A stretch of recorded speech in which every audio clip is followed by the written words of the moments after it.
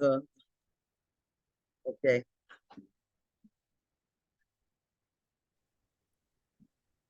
Okay.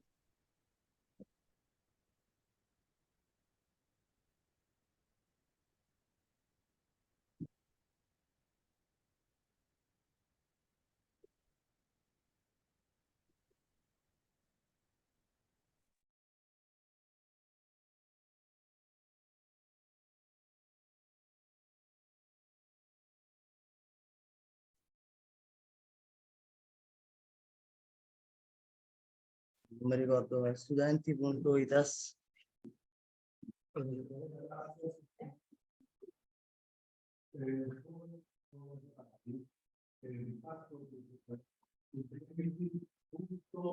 I write down that and I will show it to you. I will pass by, okay? So everybody's got it. Okay, let's start. Okay. I Giovanni, can start and I can also share my screen.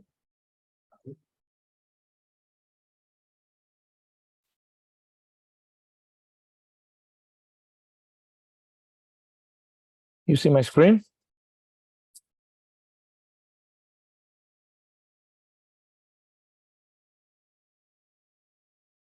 Okay, I can start. And so my name is Andrea Taramelli. I'm the national delegate to Copernicus, that is a Earth observation program of the European Union. It's important that you keep an eye on the evolution also in Copernicus. And then, so I will introduce what Copernicus is, what are the numbers of Copernicus, you know, what is the... Un momento. Scusa Andrea, Andrea un attimo. C'è c'è il ritorno?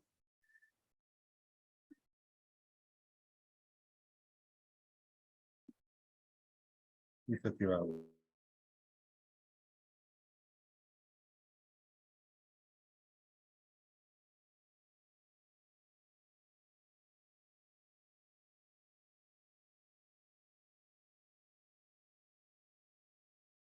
Prova a parlare? Ok. Adesso va bene? So, good morning to everybody and welcome to the school. So my speech will be, you know, focusing on what Copernicus is about, why is so important, and what is important in the evolution of Copernicus. So what are the information and the development that Copernicus is going to give to all of you, even if it's you know, if it's a European program, and why it's so important. So for the first, Copernicus in brief. What is Copernicus? So Copernicus is the first, so the number one in the world in environmental monitoring and terrestrial ecosystem monitoring. This is really important because you have to keep an eye and you have to really know that it's free, it's totally free, and is free data access. So free of charge and open. And this is really important because everybody in the world can have access to this data and information. You will listen to me saying a lot of time that is, you know, open, and it's not only about data, but it's all about information. This is really an important difference that you have to keep in mind. So it's the third largest data provider in the world, and is a free largest data provider. So you have like more than 3,000 registered users, and the European Commission create a regulation to become a tool for economic development and a key for the digital economy. So it's a giant amount of information that European Commission, European Union is giving to member states, but not only to member states, also to states that are outside Europe. So what are the Copernicus objectives? As I told you at the beginning, it's a regulation. So the Earth Observation Union monitoring program has a main goal to monitoring the environment and then improve the environmental policy effectiveness to facilitate adaptation to climate change. So all the information are used to study, but also to make operational services related to climate change but it's important also to help managing emergency and security related situations. So everything that is related to, civil protection system, not only, but also to the civil defense, then to protect people and assets like migration and so on. And of course, increasing the general knowledge of the state of the planet. Doing that, the European Commission, the European Union is seeking to foster downstream application in a number of fields, and the fields are really, really wide. What are the Copernicus components? And I'm really underlining this. It's a global terrestrial observation data that goes to local information and application.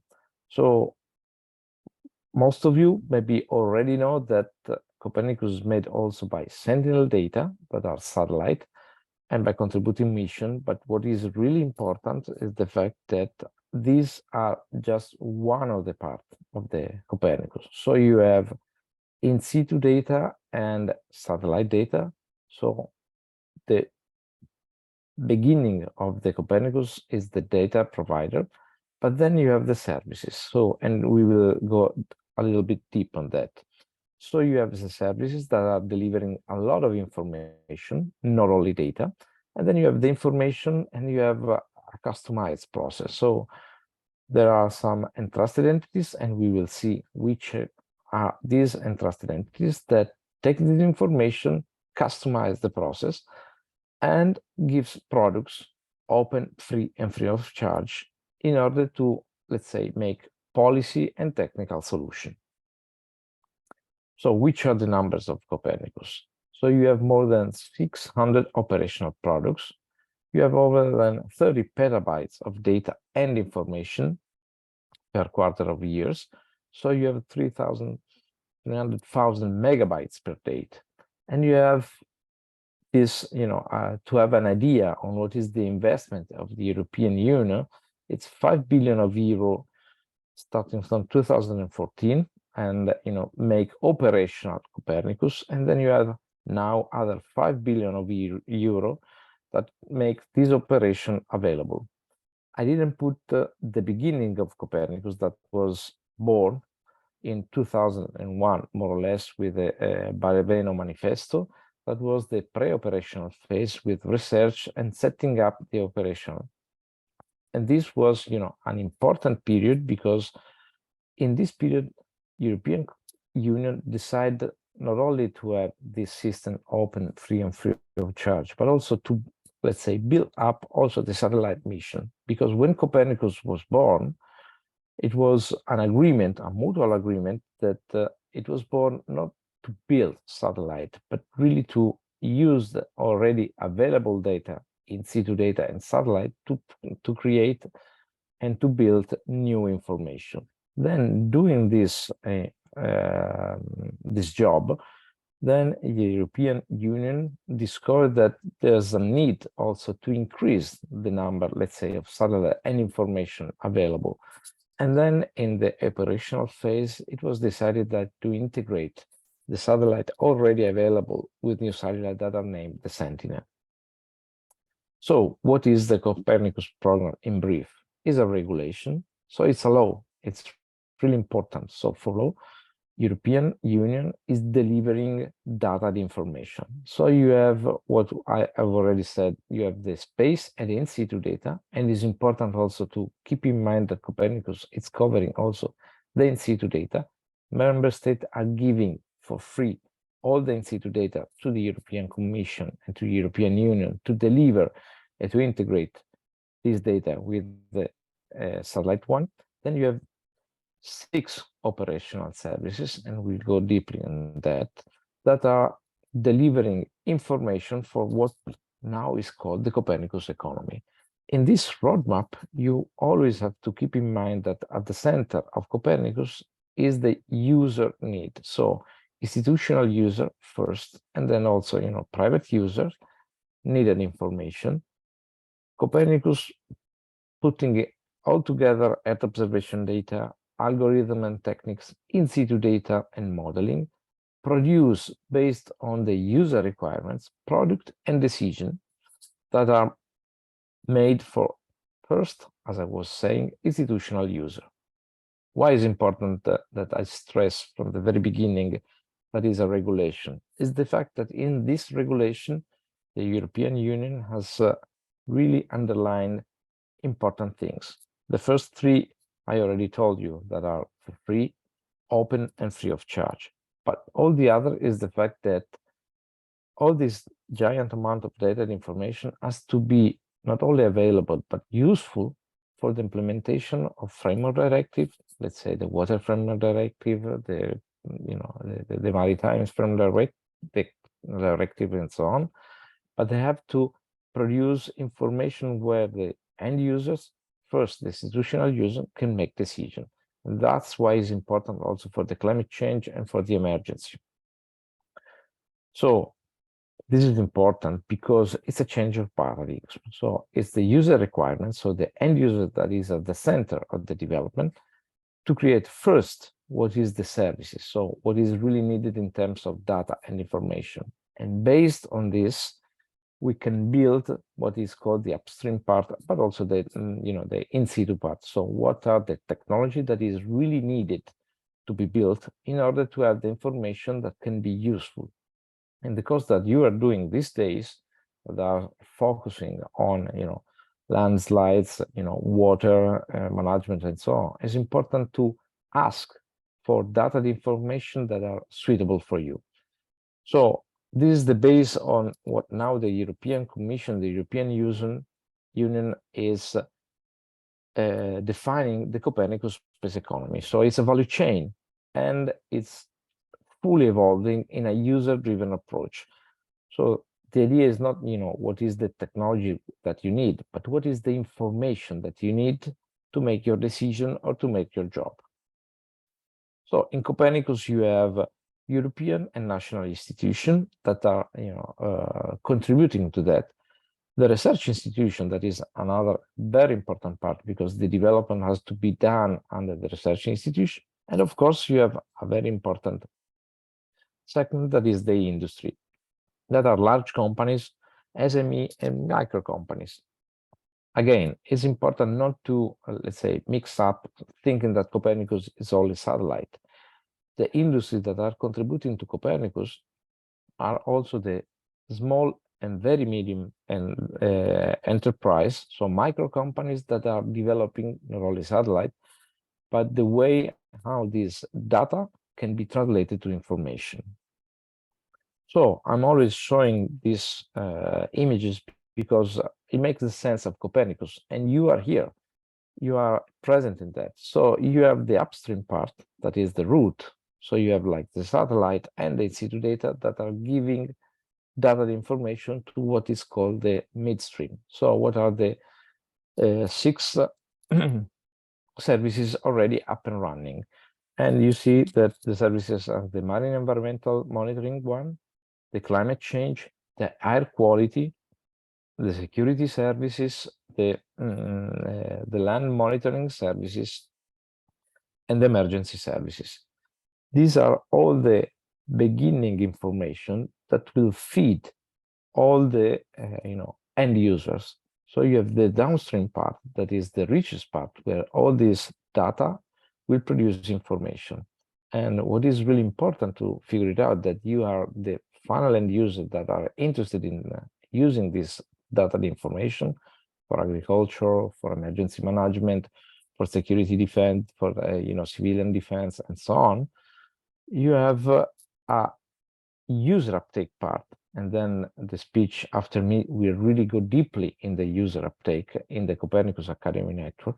You use the network at European level, but what is most important, at national level, to get all this information and make this information really useful for the final end user, for who is not skilled and has not to know what is what is made a satellite about and what type of information. They really want just the information.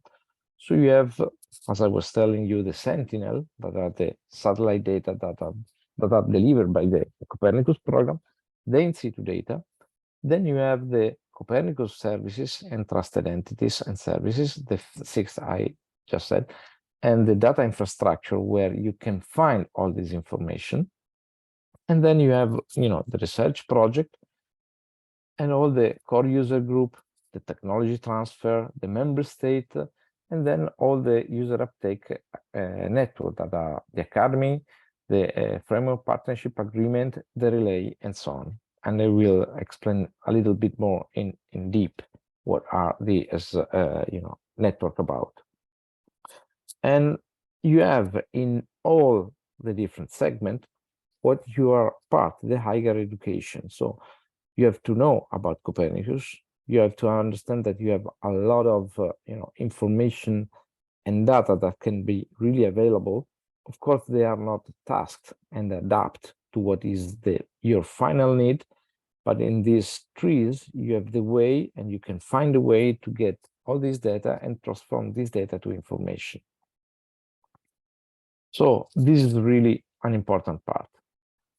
Copernicus in brief, just to let you understand. So you have a program manager, the European Commission, and then you have a committee where the decisions are made and the user forum. I'm the national delegate in the committee and alternate in the user forum. Just to let you understand, all the member states of the European Union are sitting both in the user forum and in the committee. So member state like Italy, with me and with the director of the National Civil Protection, Engineer Curcio, we are bringing the needs and the requests from Italy at the user forum. And then with the program manager and with the entrusted entities, we are approving or indicating what is the evolution of Copernicus. So why is important higher education and knowing about Copernicus? Is the fact that it's important that you know that there are like several entrusted entities, and not only the ones that are related to space, that are the European Space Agency and the EUMETSAT, but there are other entrusted entities like the Joint Research Center, the Mercator Ocean International, ECNWF, EMSA, SATCHEN, and Frontex, but also European Environmental Agency, that are getting all this data from in situ and the satellite data, and are using that to produce what I call, that is the very important part, the services. So the security services, one related to the border surveillance, one to the maritime surveillance, and one to the external action. So supporting all other states that have facing, extreme event and so on, to monitoring what is happening and to give support to these member states through the security services. Then you have a fully dedicated services to climate change. One is fully dedicated to what is all about the environment in the marine sector. Then you have atmosphere monitoring, emergency management in two approach. One is the mapping and one is the early warning system.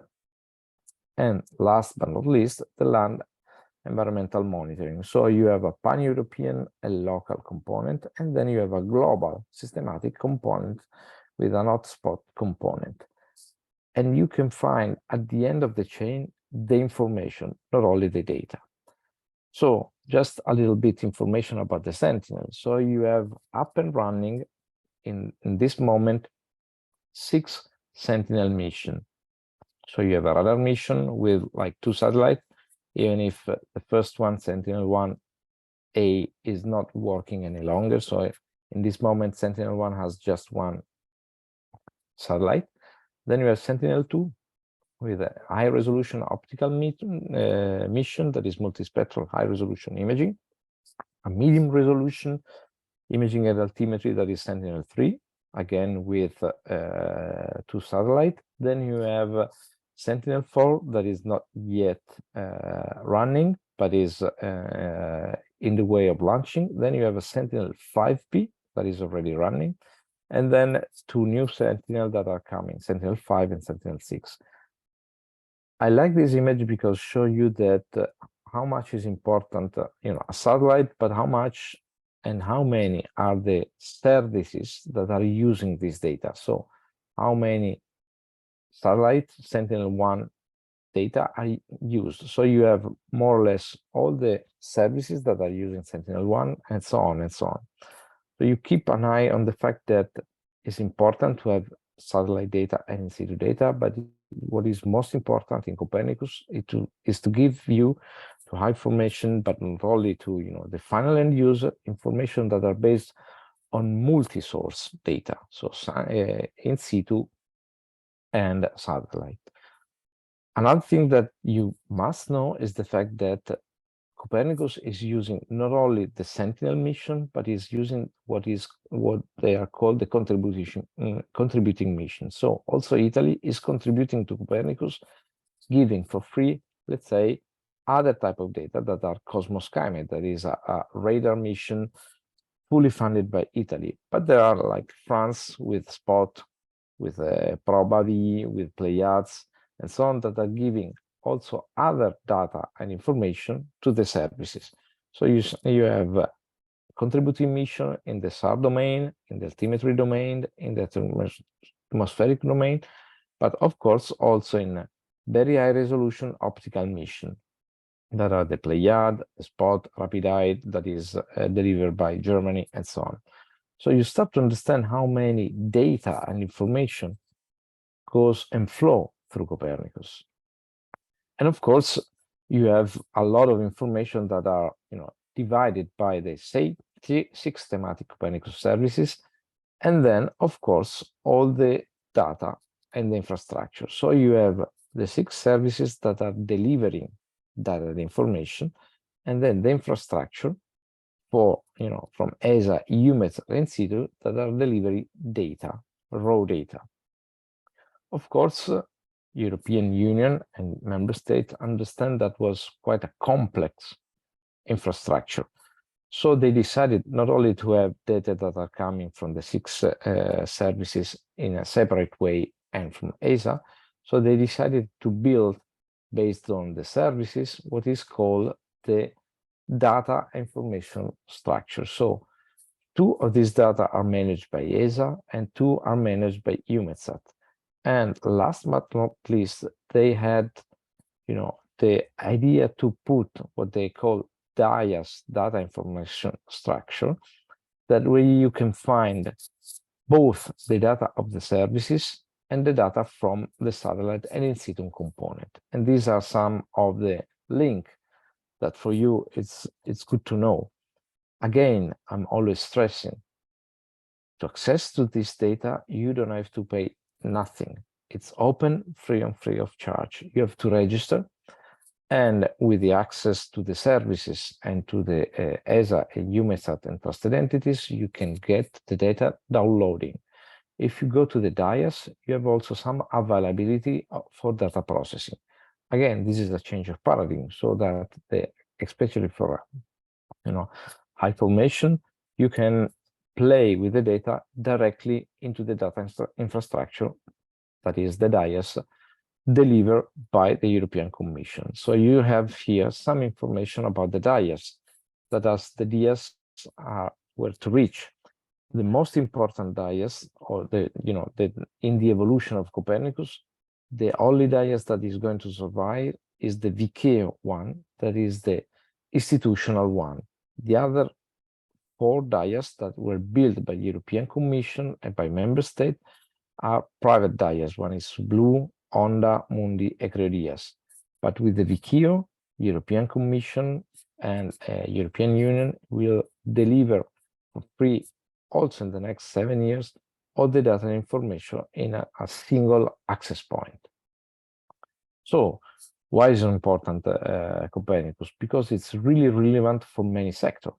So based on the data and information that are available, you have sectors like communication, energy, retail, news and medias, and so on. I don't know if you were aware that this summer, with this extreme event related to drought, Copernicus was set as a benchmark to understand how much was the heating factor and so on. So Copernicus is becoming the benchmark where worldwide people start to understand how much is, the drought season is growing and so on. And they're using not only for institutional use, like the National Civil Protection was using for, forecast, the drought season in order to make decision in an accident of forest fire, because they have the information where the worst case scenario could happen.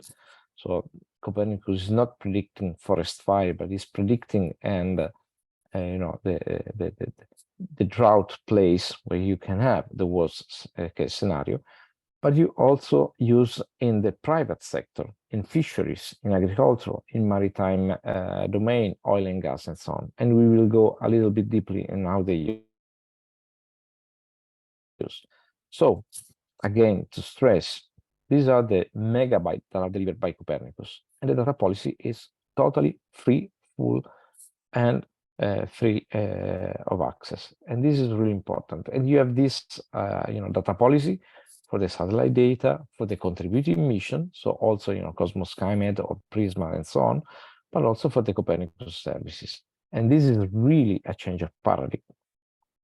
Of course, with the security service products, you have a limited to authorized users that are like national civil protection or national defense.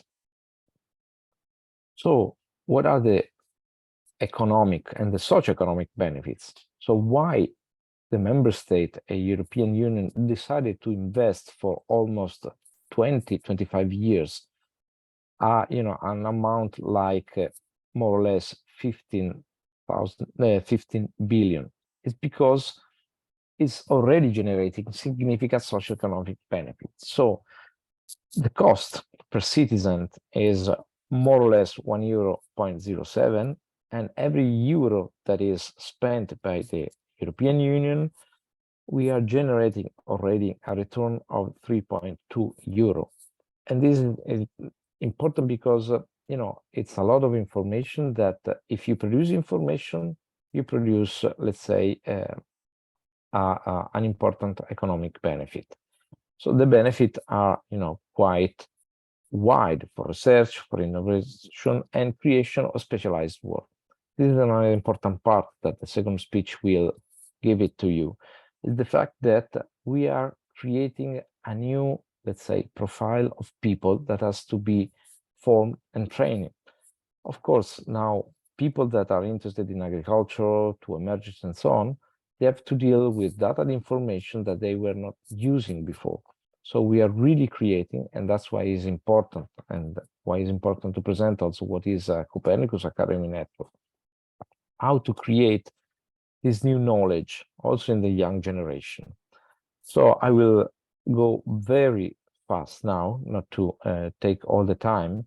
It's important that member state, and this is in the regulation, has to deal with this structure at European level, but also national level. At national level, Italy, but also the other member states are going in that direction. We create a structure that is, similar to the one at European level. So we have, let's say, the government, the Prime Minister Council, that has a committee, and the committee has a user forum where the people are bringing user need and user requirements. So why is so important? So in the European regulation, one of the articles is really citing the fact that you need a user forum, and the user forum need to use the national and European network to do what? To evaluate, to share, to identify information, requirement, and so on. So at national level, I'm happy to show you that we built, and you have the person that with me really have the idea to bring that at national level, the National User Forum. So the birth was in 2014. So since 2014 in Italy, we are discussing and we are sharing this information through the National User Forum. So what is the goal is to prepare together and to disseminate information about the ongoing and foreseen activity of Copernicus bodies. And I will end my presentation in that sense. To collect in a coordinated way national user community needs, of course, also trouble and expectation that will be asked to the Copernicus program, and of course to stimulate a qualified and authoritative and coordinated national use of services offered by the program. So also this meeting that we are doing today is important because more Copernicus is known, more its evolution will reach the user need, the user requirement that we are bringing to the European Commission. And what is the structure? It's a very simple structure. You have institutional representative from the ministry and technical entities, but you have also commercial representative, national network like the National Copernicus Academy that are representative of the not only university but also research center and so on, and of course national representative to the European body. So in this way, and I'm not going too deep, you have consultation boards that are dealing with like security, with infrastructure and transport, with cultural heritage, with agriculture, environmental protection, but also coastal, but also valorization, industry, enterprise, and emergency. Of course, the user forum is taking advantage not only of, let's say, consultation board that were created for the Copernicus user forum, but also from national board that were, before. So the operational geology, the operational hydrology, the operational climatology related to climate, to CO2, the green network quality. So these were, networks that were, active before, but they were involved to bring Copernicus through active network. And of course, by regulation at European level and national level, we create the Copernicus Academy network, the Copernicus Relay. So you have more than 900 participants and regions that are, organizing also days like today's are fully involved. So you have more than 900 participants. Of course, it's not always a plenary. We are, dedicating specific event or specific, training, maybe related to security, maybe related to coastal issues and so on. So the consultation boards has a main goal to look to which are the application and services that is in need, to find the user level, what the national level, and then bring them back to the European level, what is the need and what are the services. What is most important is the fact that at least at European level, but you can apply worldwide, you have European obligations. So framework directive. So, and the way how this framework directive must be applied is one of the parts of Copernicus. So how can we use the data and information to make this framework directive applicable at national level or worldwide? And of course, doing that, there's a scientific technology innovation, and then of course, the building on what we call national monitoring operational services that are fully linked to the European one. Of course, they do not have to duplicate the climate services that are at European level. They have to use the climate services as a boundary condition of the national information that will be used, let's say, for the monitoring of water resource and so on. So it's important that we figure it out how to collect the needs and define the operational services. So the user forum is identifying the institutional user requirements and information needs and defining what are the national operational services and what are the needs, and then defining specific services, innovative requirements, and then asking to the Copernicus to prototype and to build up the specific service operation during the years. So I will go quite fast. So you have activities related to Geological Operational Service Board. So it was established in 2016, and it's really related in what you are doing. And based on the requirements that were set in these tables, now at European level, you have the ground motion services, that is monitoring with like SAR data and interferometry, the millimeter per year's movement at European and national level. So this is one of the examples of how to link the hazard, geological hazard, using the ground motion services that is now up and running, delivered by the European Environmental Agency at European level. So this is the scheme. You set the requirements, you build with research and innovation what is needed in terms of algorithm, then you bring to the attention to the other member state and the commission on this need, And then Copernicus is implementing that. The same apply to the Operational Hydrological Service Board. Again, these are not, a board created by Copernicus, but they were more and more interested in what Copernicus was delivering. So is data quality control, data publication, strengthening the stream flow, discharge monitoring, the update strange discharge rating curves, and so on. And then related to Copernicus user uptake, they define the hydrometeorology, climate services, and water resource. This is not at national level, but really looking what is already available at European level with Copernicus. And then I'm really, trying to speed up for the second speech. The same will apply to the National Board of Operational Climatology. And of course, there was also a survey on climate services already available, not only at European level, but at national level. So it was already delivering, the drought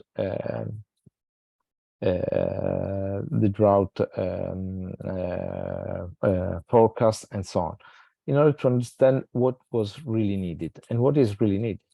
So again, results and climate groups. And then we can go to the GreenNet, that was the proposal of the Italian Network for Greenhouse Gas Monitoring and Essential Climate Variable Monitoring, how to build up also the national in situ network related to the building of Copernicus. So which are the action related to Copernicus user uptake. Then we have an agricultural board that is really linking that to the implementation of, common agricultural policy, how we can use.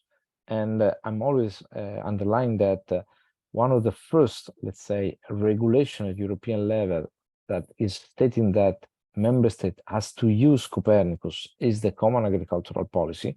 So it's binding to do the monitoring of the CAP. European member state has to use Copernicus data and information, not only Sentinel.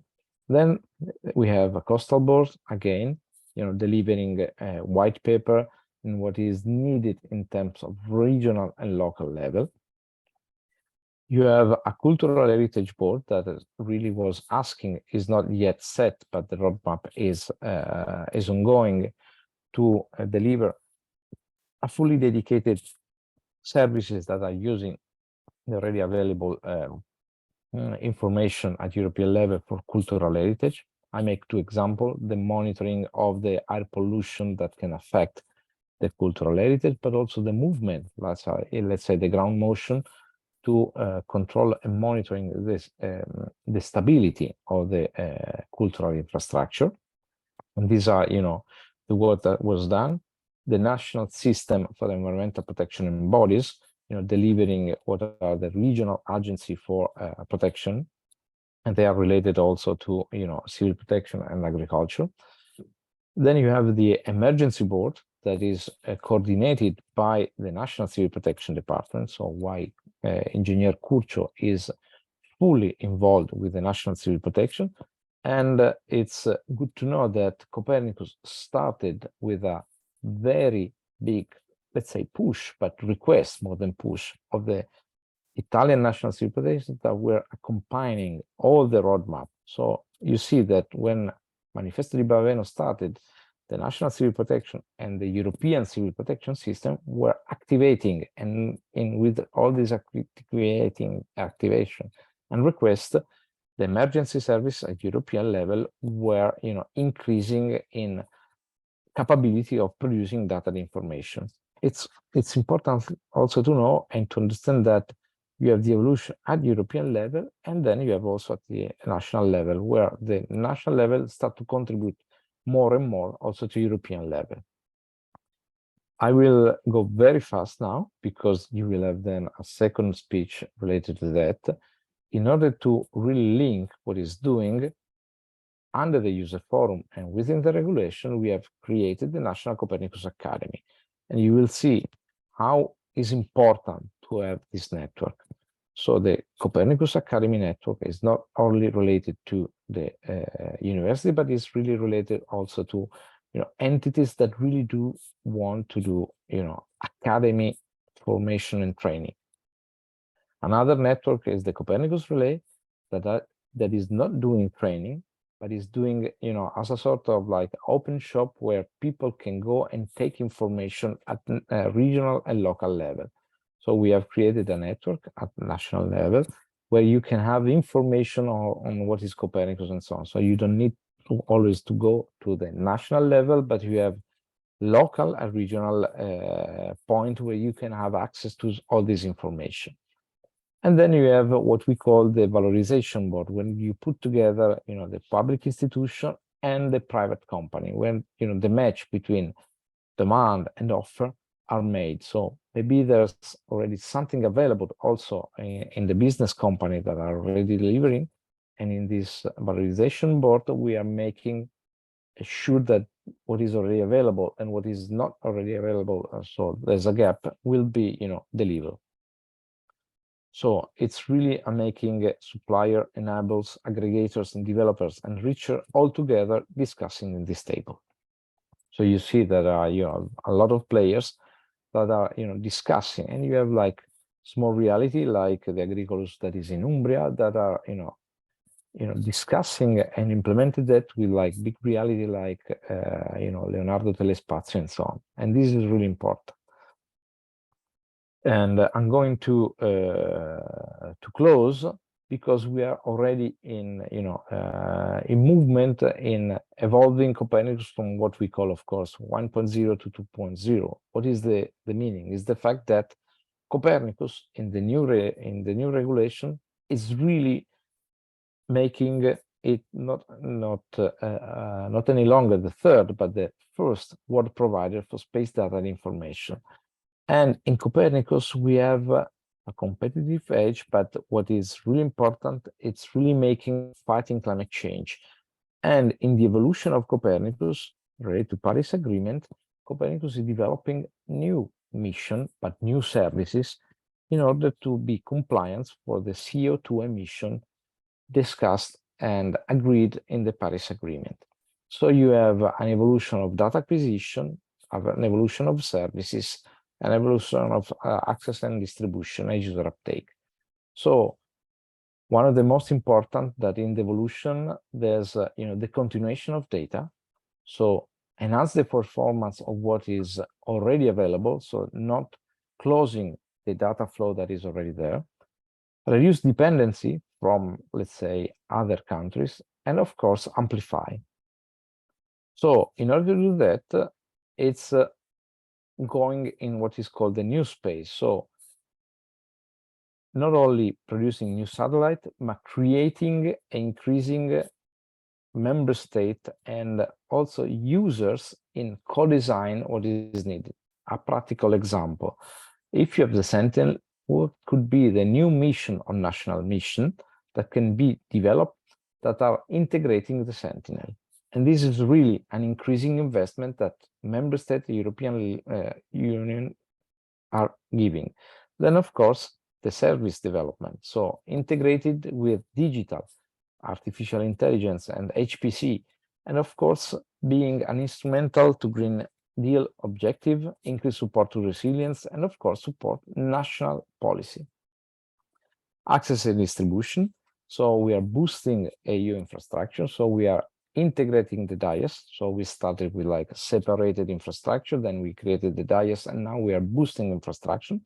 And one of these is the development of data analytics with Destination Earth. So creating a digital twin using more than a digital twin, several digital twin using Copernicus data. So again, just not to be confused, Destination Earth is not replicating what Copernicus is already doing, is using all this data, creating the digital twin within the Copernicus, and of course, the user uptake.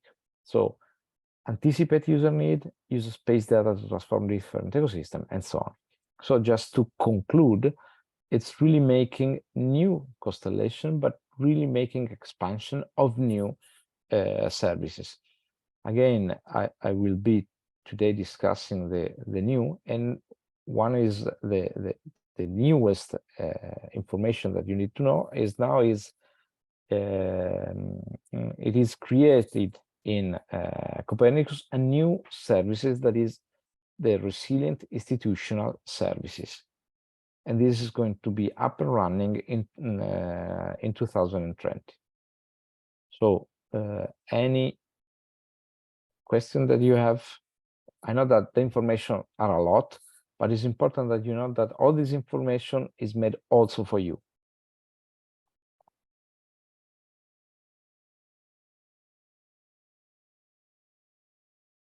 I don't know if you are asking because I don't hear.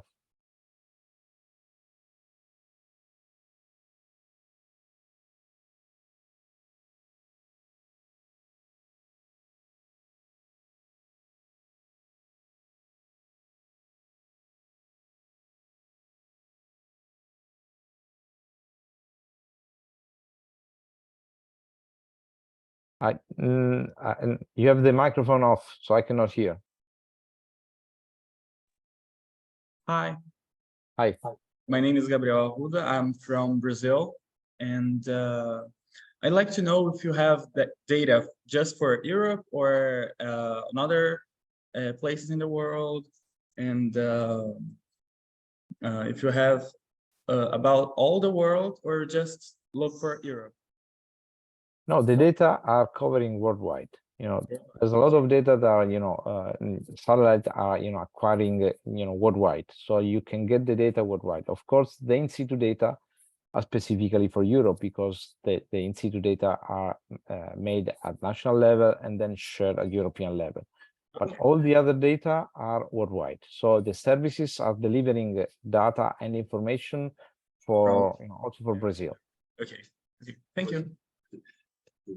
I saw that in Brazil, we don't have like a platform like this. So it's really important for us to know that we have this data and to use it. So I'm really glad that I knew about it.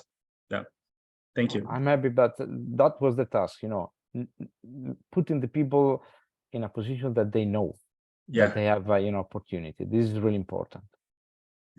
Thank you. You're welcome.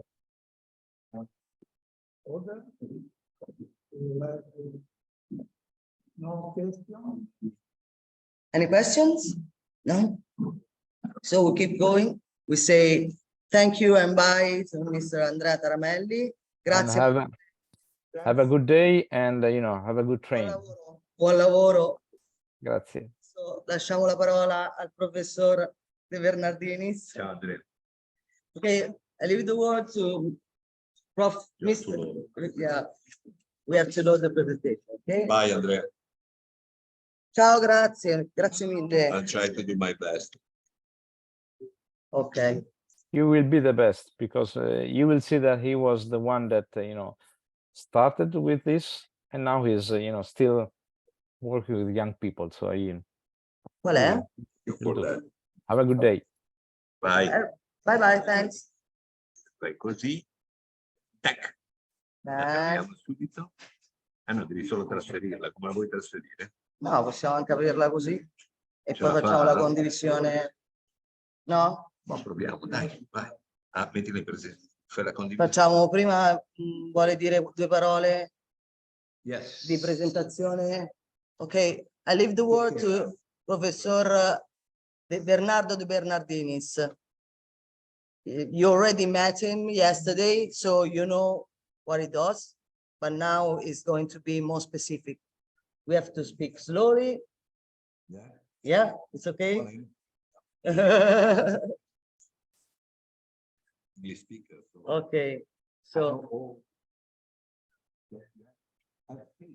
Actually, but you usually follow a presentation in English, and I'm not a native speaker, so my English is just rough English, and so we share the difficulties.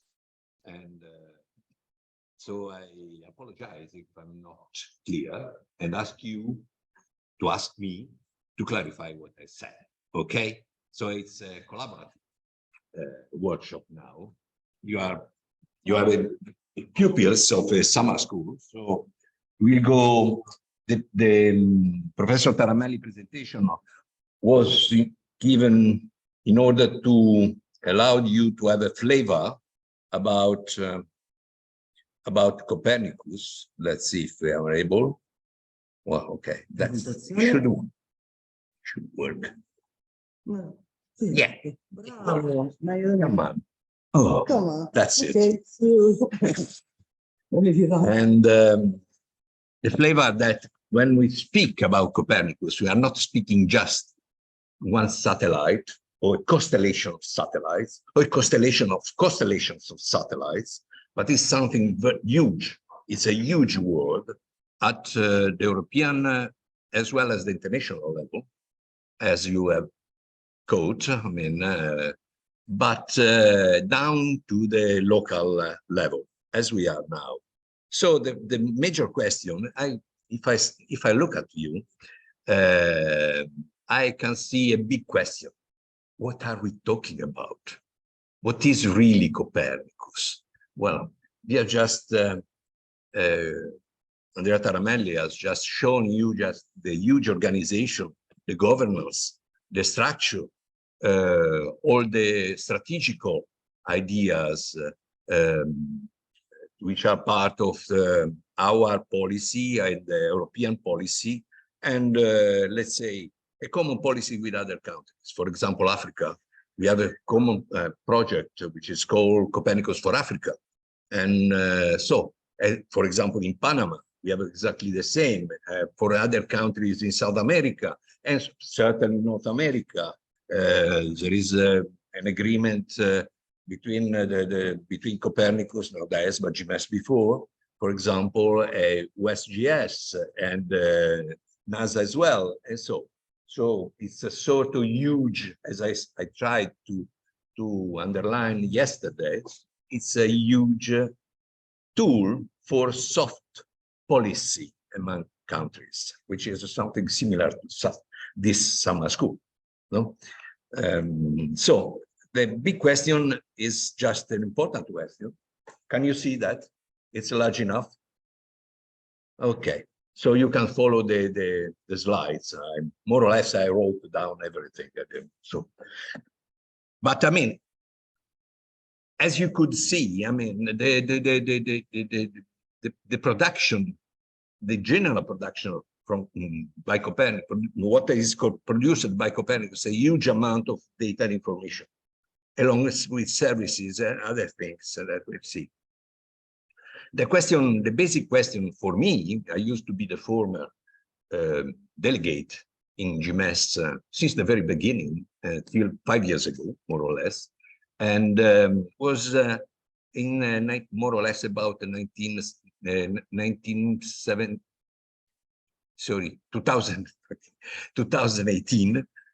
was the question is given this huge amount of data and information, is what Copernicus produces adequately known, and are there those informative products easily available, obtainable, usable by you, by potential users, by users and potential users?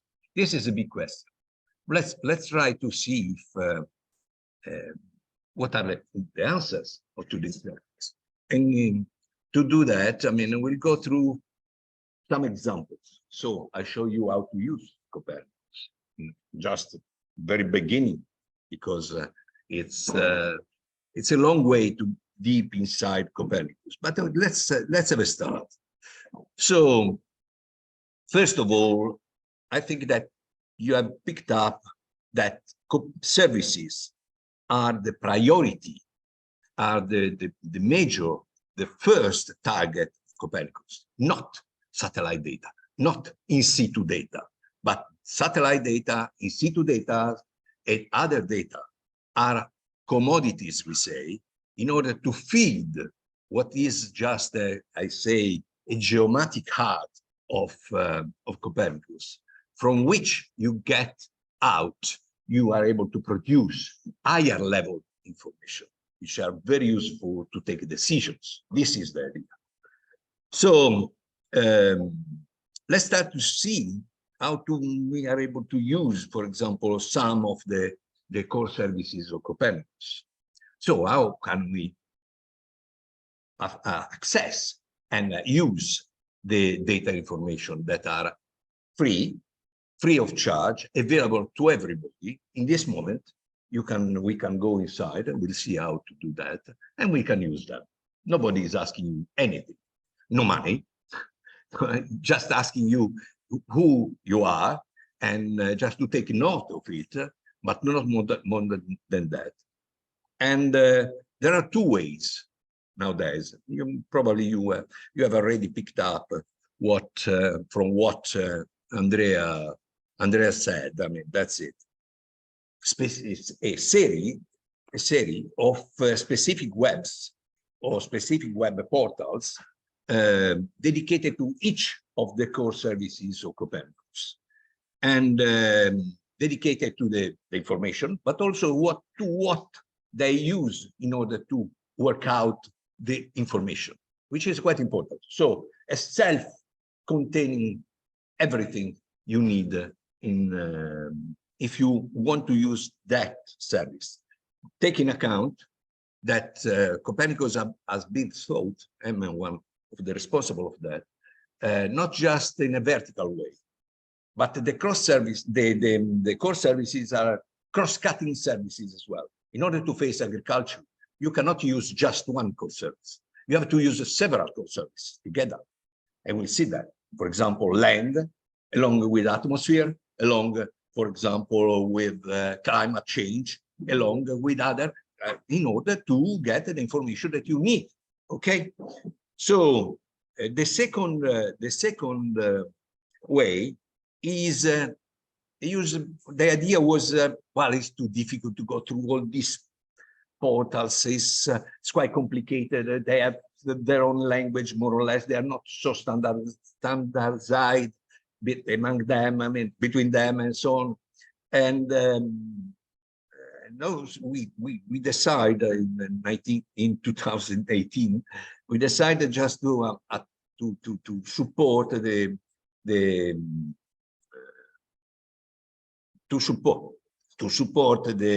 production of some platform. And I think Andrea said that before, which are called DIAS or DIAS, as you like, data and information access services or systems. Okay, that's exactly the same. And that's a unique point through which you can access to all the information about all the core services. Is it easy to use? We'll see that. Anyway, is it just an improvement, or it is a good, let's say, way to improve the situation? Sorry, I don't know. And so let's start from the web portals. So you have you have 6 core services, but one is not open to everybody. It's the security service. It's just dedicated to intelligence security actions. Okay, so only some institutions can access to those data information. Sorry. So we are talking about 5 portals: the land one, the atmosphere, the marine environment monitoring service. At the beginning was marine service, but eventually we decided just to focus on environment, marine environment as well.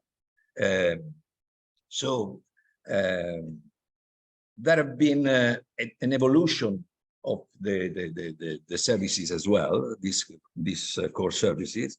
And the last one was a climate change service. The second way is, as we said, the DIAS. The idea is just, as I said, to have a unique common access to all data and information. As already Andrea said, at the beginning, for political reasons, the Commission, in spite of the position of the state members, decided to have 5 different DIAS, given one to Bologna, given one to Germany, given one to blah, blah, blah, blah, blah, blah, blah, blah, blah. But the original idea was to have just one, we say, private-public system just to support the commercial side of the offer, and one institutional one.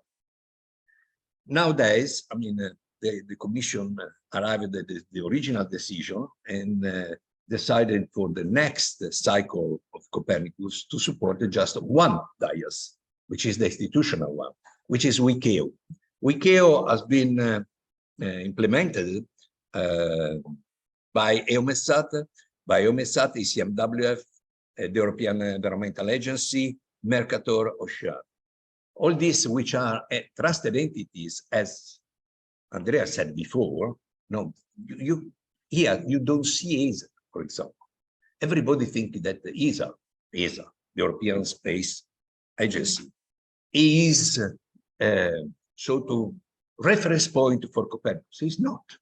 It's just an interested entities in charge of the space component, only the space component, and not alone, because the space component is in charge of EUMETSAT as well. So there are some, let's say, fables around, no, about the Copernicus. Nobody knows, and few people know deeply Copernicus and its organization. This is pity, because I mean, the powerful Copernicus is in all round. You have to know everything and to use everything as far as you need it. But I mean, you have to know and to keep in your mind that there are other parts of Copernicus that can be used and that could be used by you if you need it. So WICAO is, we'll see in a few minutes some example, is what we usually teach about, because it's the future.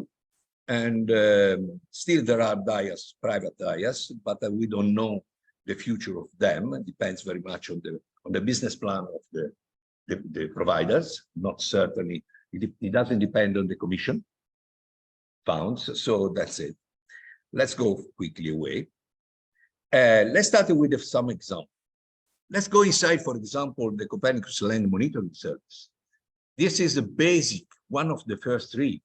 The first three services, the fast-tracked, what we call fast-tracked services, where the emergency, I was responsible, the implementation group at the European level. It was my fault. Was the first one. It started in 2010, for example. The second one was land monitoring, as it is. It is still named in as it used to be named at the very beginning. And the third one was marine, as I said. Now is marine environment. And let's size the number of products. For example, land nowadays is about 100 products. This slide is already old. I mean, in a sense, the evolution is very quick. So that when I put down this slide quite a long time ago, more or less the products were about 80 or something like that, which is a huge amount. Try to multiply that. Some services, for example, atmosphere, are up to 150 products in real time as well. So daily, hourly data. So it's a big effort financially, but also from the scientific and technical point of view. Also from the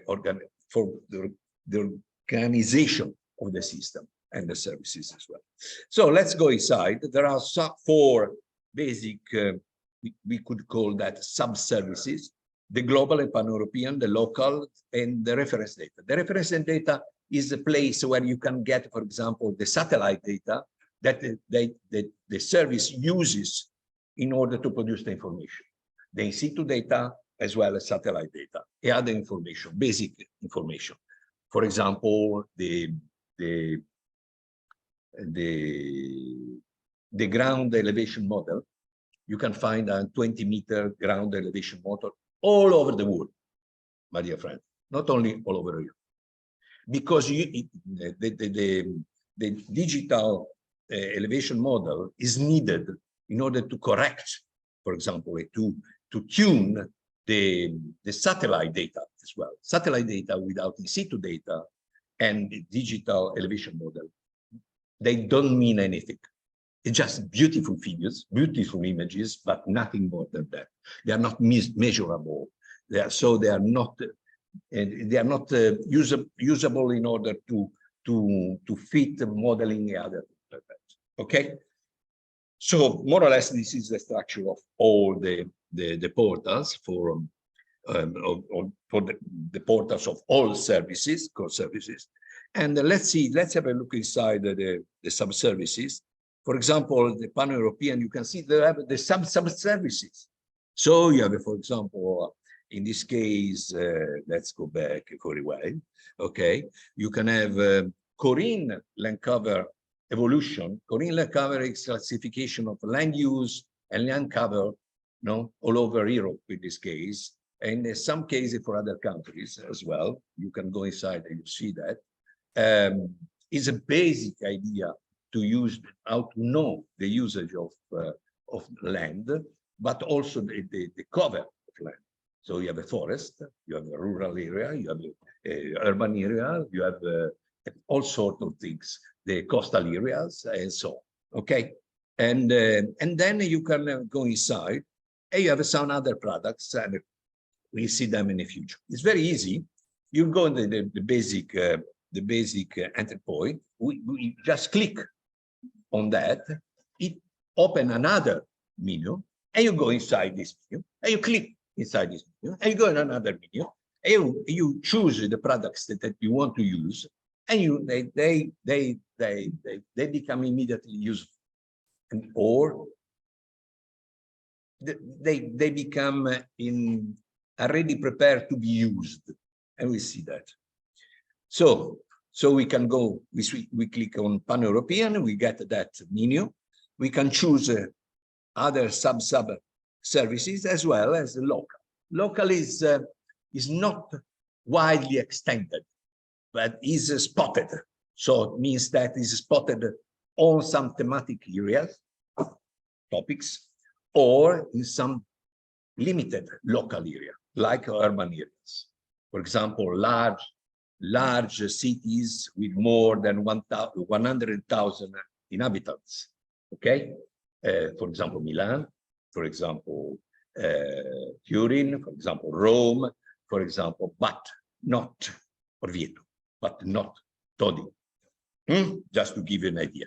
You can get that as well. I'll show you later on. But I mean, you can see that. And you can get some features inside this spot. For example, the vegetation distribution or other things like that. But in order to go that, you have to go inside these menus. And for example, even if you are not a trained, or you are trained, but you are not so expert of using Copernicus information data, Copernicus tool, you can go, for example, in high resolution layers. That's the menu. You can go down, you see the sub menus that you get. You can follow that by yourself. This presentation is, you can use this presentation just to play with it, play with other things. And for example, you go from the European scale or the pan-European scale. In this case, you saw later, it's all over the world.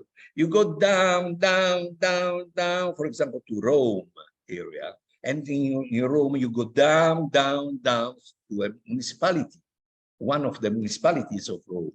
For example, this is a quite important, let's say, natural heritage. It's a Nature 2000, but it's very important in Italy, is Riserva del Presidente, is the heat of the Republic presidency. So it's quite an important place. And you go there, and what you can get immediately without doing anything is the distribution, for example, of vegetation. What kind of trees you have inside? which part is trees, which part is grass. But not only, you can go and to use the global, from global to local services. In that menu that you can see here in the image, you go inside, you can see what's the content of water, for example. The soil, what is going on? What's the global, the water content? The Prime Minister, the Presidency Reserve. Could you please switch off your microphone, please?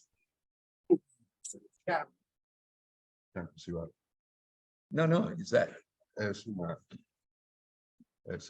You can hear me as well. I've been used to give a lesson to 400 students, so no problems at all. So if you go inside, you can know that without doing anything. But you know, not only you can get, for example, some spectral vegetative indexes like NVI, like FPAR, which is the content of chlorophyll inside your leaf, and so on. So you can go inside that. We can do that together if you want, but I leave that with you, just with the play with that. But this is what we call a cold way, which means that you cannot do anything more than using that images. But you can use that, as I said, in another way, what means that you can download that images in a raster on a vectorial way. And if you are able to use a GIS platform system, you are able to transform that. You can use that. You can make statistics. You can do everything you want. You can say how many, let's say, apple trees you have there, or other thing, or how large are the grass patches within the reserve, and so on. You can make every sort of statistical or other thing that but you have to use a GIS.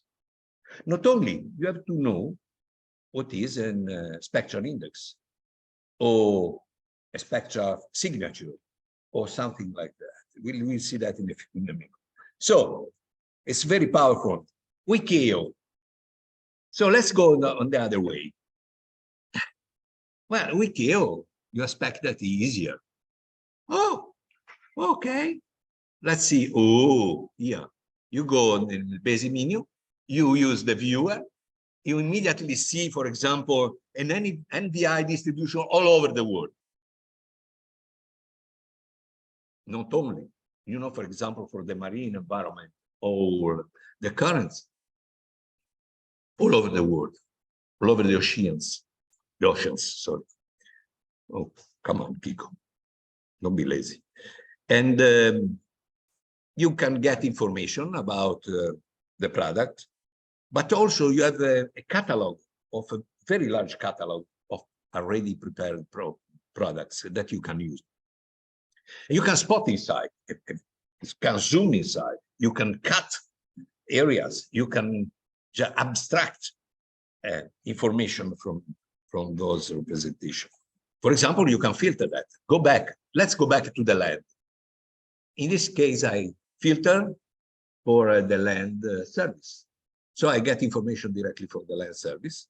And from the land service, magically, I get that the image that you get at the very beginning. So I've shown you just what is going inside the Wikio in order to produce that image. But I have to tell you, it's not easy. You can do every sort of things. You can use, but it's embedded in Wikio some GIS tools. For example, you have to know how to use some programming languages. The other thing, very simple, not very difficult, but you have to know them. So you have very good support, technical support. There are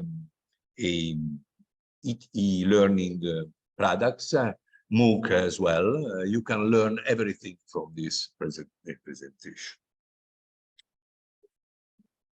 Let's go back to something very funny. Andrea told you, this is a subsystem, subservice of land. You don't find them. You don't find it in the basic menu. You have to go inside products, other products. You go there, you open that menu, and you get the European Ground Motion Service. What is the European Ground Motion Service? Well, here, again, it's a technique, interferometric technique. And whereas in the first case, we have been using mainly the Sentinel-2 and Sentinel-3, in this case, we are going to use interferometric satellite constellation, which is Sentinel-1, was the first one. Think that we started in 1998. 2010, emergency was set up. The first Sentinels were launched in 2014. So we started using all the other constellations, Earth, Equinox, all the other constellations all over the world that were available at that time. And then we decided as a European Union to have an independent approach to the technology. So we decided to put up and to launch and to make operative the Sentinels constellations. So that's the basic evolution. So if you go there, you get a very strange sort of image, a spotted image. There is some red, some blue, some yellow, some. That's a very strange disease. I mean, it's not a disease. It's that these spots are reference points in order to show you how much and how fast that point, which is a reference point, is moving up vertically, or is moving down, or is moving horizontally. There is a long way to reach this result, a long way, but it's very fascinating. You get this sort of information, and Italy was the first. It was again my fault. I brought the use of interferometry, differential interferometric methods to monitor landslides, Italian landslides, all over the country. That we start as a civil protection. We start to use that in 2002. Officially means that I went just through some trials because of victims, for example, in Calabria, another place. And I defended myself using, for example, these results as official results of civil protection results. So it was one of the first steps at the European level of GMES, initiative GMES, which was the father of Copernicus. The regulation of GMES is 2010. We started in 2001. And, but at the very beginning, the other state members didn't want to get involved in this side. Eventually, 3 years ago, 4 years ago, this subservice of land was started all over Europe. And this is quite important. So just to show you some example, this is Puglia. This is the coastal area of Puglia. And I spotted just for you, Bari town. This is Bari Harbor, okay?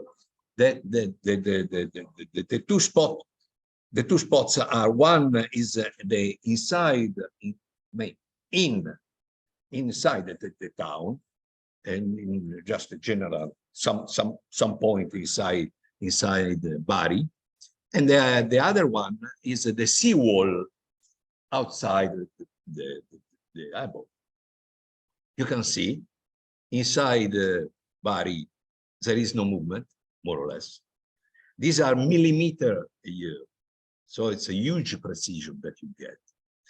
So you get millimeter here as you can get millimeter per minute, things like that. And I'm not going inside the technicality of that. You have this approach also ground based. For example, in Stromboli, we monitor the Sciara del Fuoco, which is the side, one of the side of the volcano, the marine volcano, using SR and interferometry, ground based on the side of Sciara del Fuoco, which is this side, very huge side, just to check the movement. The time scale are seconds, minutes, no more than that. Okay. The second spot is, as I said, the seawall, and you can see the seawall is going down. So it needed some intervention. It needed to be consolidated. Let's go another place. This is Ischia Island, and the other is Campi Flegrei. I don't know if you have heard of that. Campi Flegrei, the Vesuvio is just on the right of the picture, at the end of the Gulf. Campi Flegrei is an active volcano. It doesn't any magmatic duct. So the magmatic duct can come up in everywhere on the blue area, if you want, and we don't know where. And the magmatic room or cell or magmatic reservoir is one of the largest. So this was when I was the deputy head of a civil protection department. This was one of my nightmares, because I mean, you don't know still now, the people there are more than 500,000 people living there, more or less close to 1 million people. And they don't believe in this sort of thing, so but very few. And the majors, well, they say, no, there is no hazard here. Don't worry, we are not at risk. So, and you can see when you are at the civil protection head, you have the responsibility of all of them and of a single life. So that's really a nightmare. More than the Vesuvio, more than that, more than Stromboli. So that's really the problem. The other one is Ischia. Ischia, you cannot see anything. It's nothing apparently active, but it's an active volcano as well. And the magmatic cell or room beneath is one that actually is the largest at European level. So you can imagine that the activities for monitoring this situation are more important. It's really important just to have a preventive, to have a sort of early warning of the anomaly that is coming. So that's quite an important thing. And you can see, I'll show you very quickly, that, for example, Campi Flegrei is going up.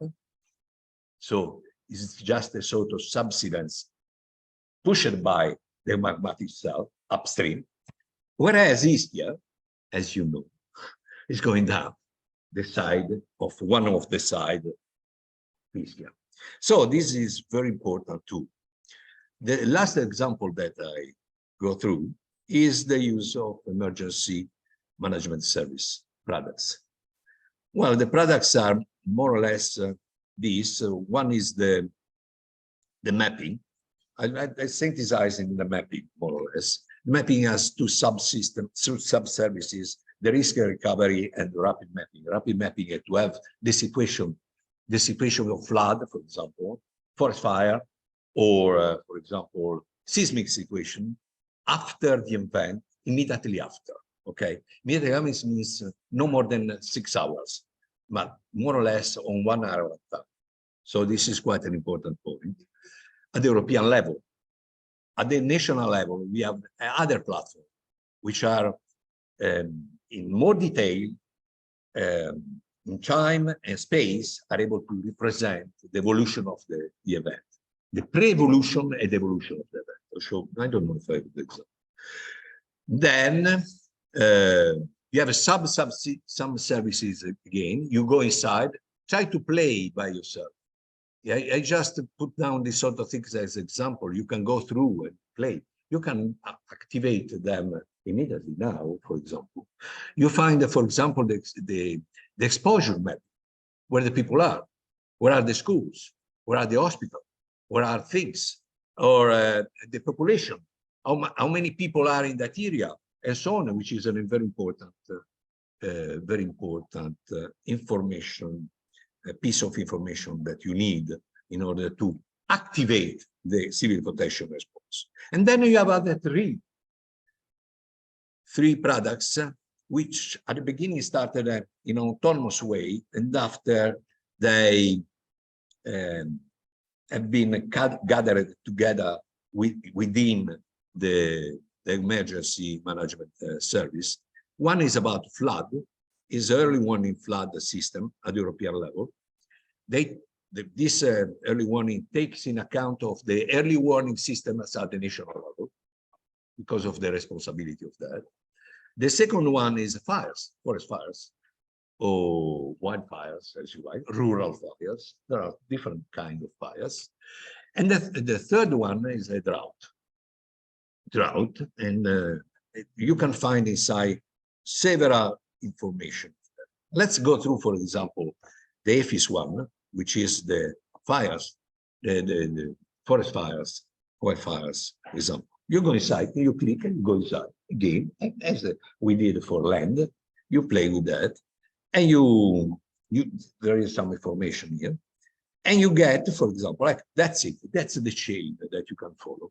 But in this case, you go to the catalog. The catalog is daily represented, so it represents the daily events that are on. For example, this was an event in Piemonte, yes. Well, this is not an example. And you get from this catalog, you can click on the event, and you get every information you need about the event itself. This is, for example, the sort of map.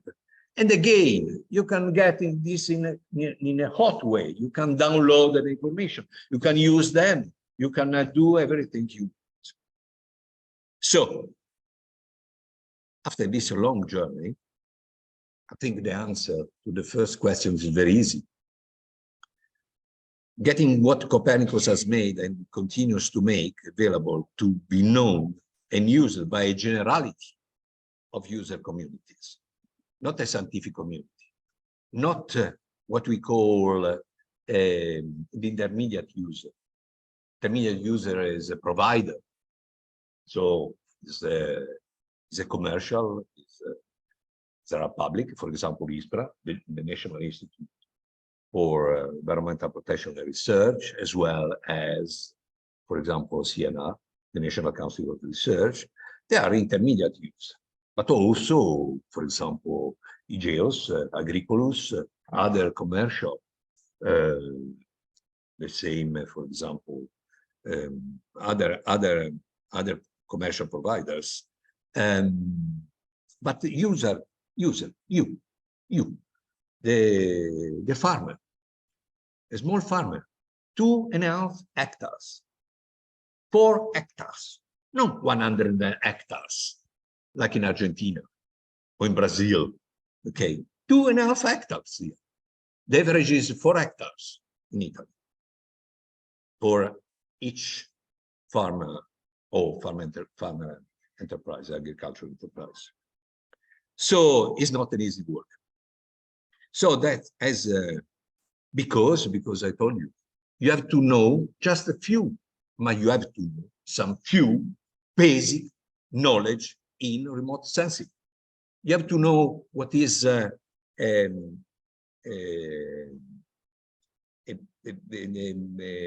spectral signature. Okay, you have to know how to build an index or something like very easy. And VI is very simple. You have to know what is the red band and the far red band or the green band and so on. And you have to how to mix them in indexes. Yeah, just in an easy way. You learn that in a few days, but I mean, you have to learn that. Then, more important, probably, is to know how to use a GIS. To use a GIS, like, for example, QGIS, Quantum GIS, and to use plugin in QGIS, but to use also Python to have a programming of QGIS. That's something that's very needed, really needed, because using, as I said, the hot way, you can have, for example, if the pace of the temporal pacing or temporal pace at the European level is once every 6 months, or once a week, or once a month, actually you can go down and have the pace, which is the pace of the commodities, the data commodities that you have. For example, hourly, or daily, or weekly, and you can build something of that. And you can get that through other tools like Wikio, easier to use, less extended in tools and possibility like EU browser or other things like that, in order to overcome this sort of issues that you have to know. And when we talk about ground movement, you have to know a bit of interferometry.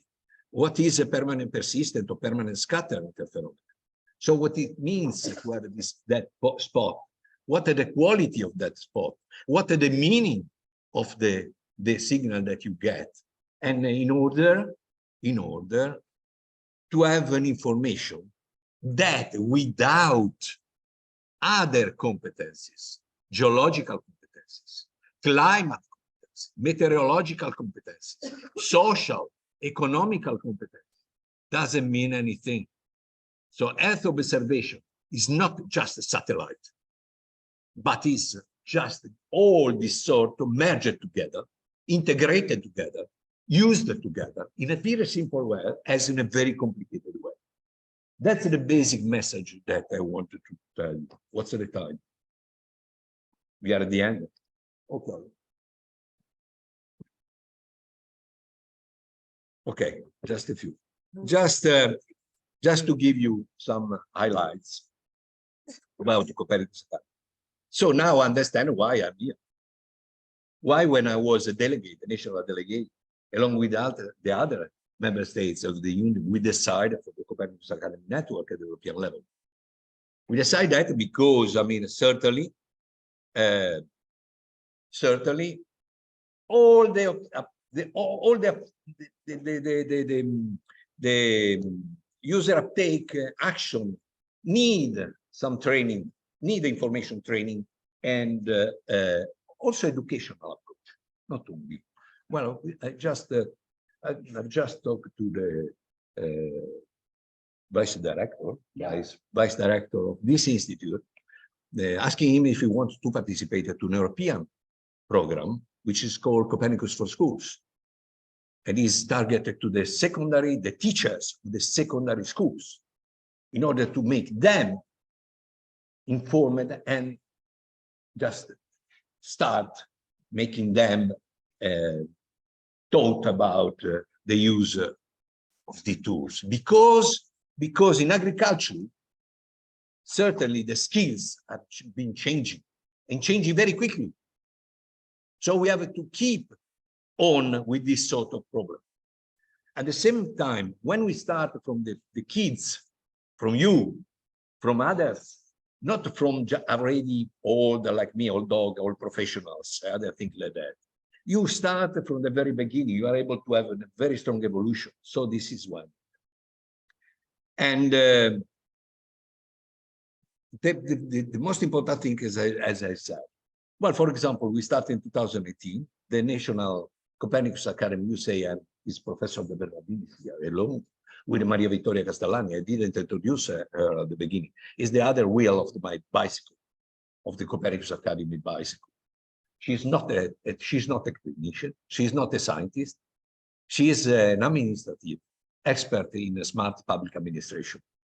And she is an expert of the systems in which you are able to carry on this sort of information or to build up the governance of this.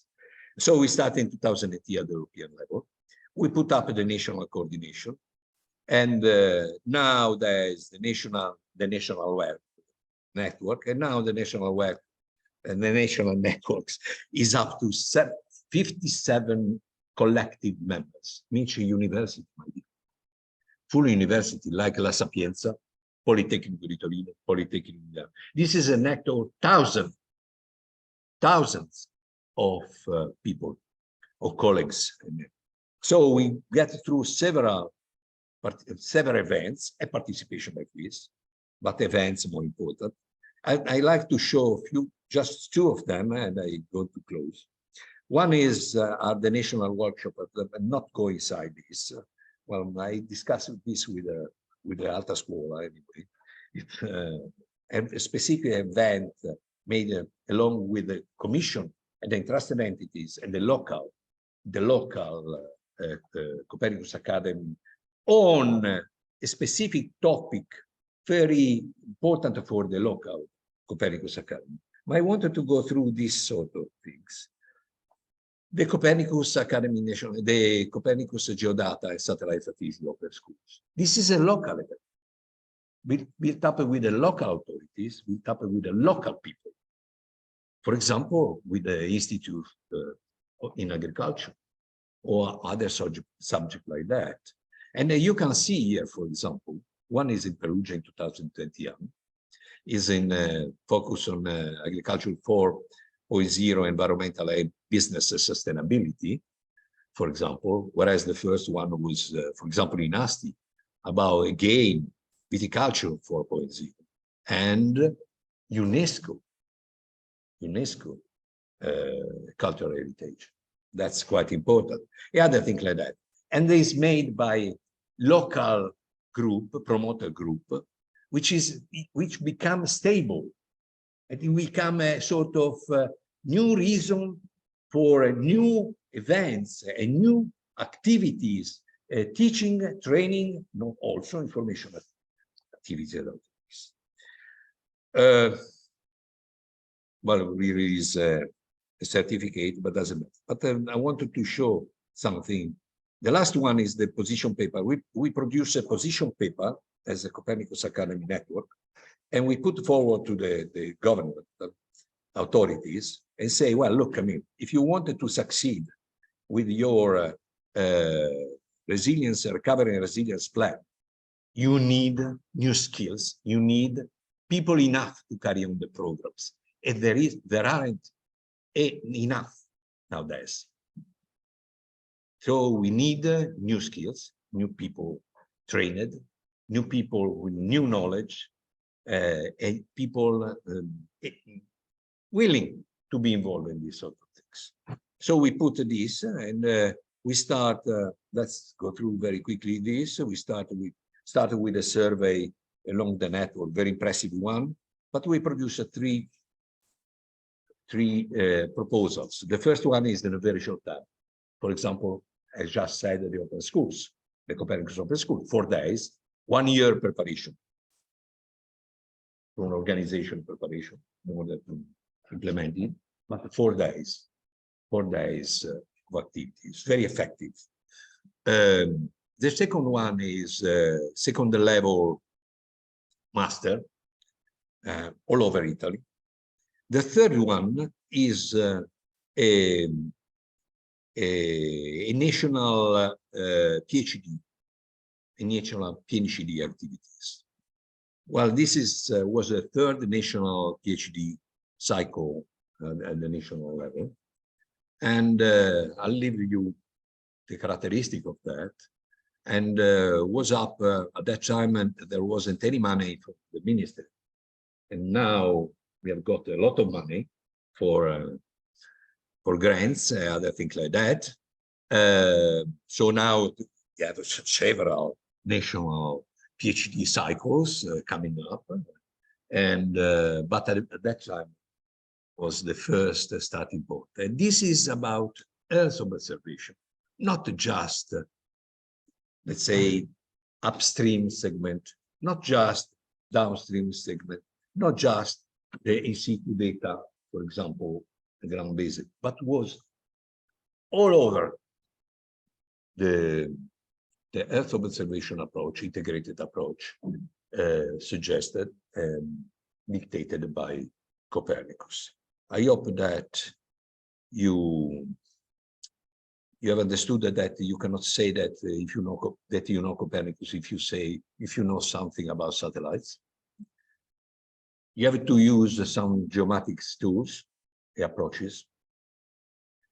You use when you speak about Earth observation. You don't have to forget. For example, some my geologist friends and so on, but they are very important. Say it as a physicist, as a chemistry, as a biologist, and so on. And we believe, and we are aiming to continue this activity that I've shown you. And I hope that I haven't bored you too much and have shown how to use, to start playing. Playing, you have to play, you have to enjoy, just to say, oh, look at that, oh, look at that, oh, look at that. This is the basic idea. When we started in 1998, we started with this basic idea, with the GMS, Global Monitoring for Environmental Security Initiative. And we have been continuous that. You have heard Andrea Taramelli, who used to be my deputy in representative, and you have, let's say, quote his enthusiastic approach to something which is very difficult to succeed towards the general common or ordinary policy of the governmental approaches. I mean, that's it. Thank you very much for your attention.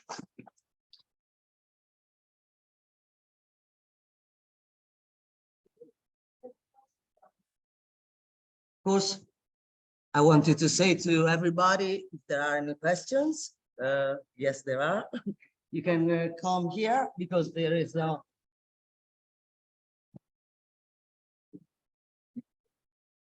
Yeah. Yeah. Yes.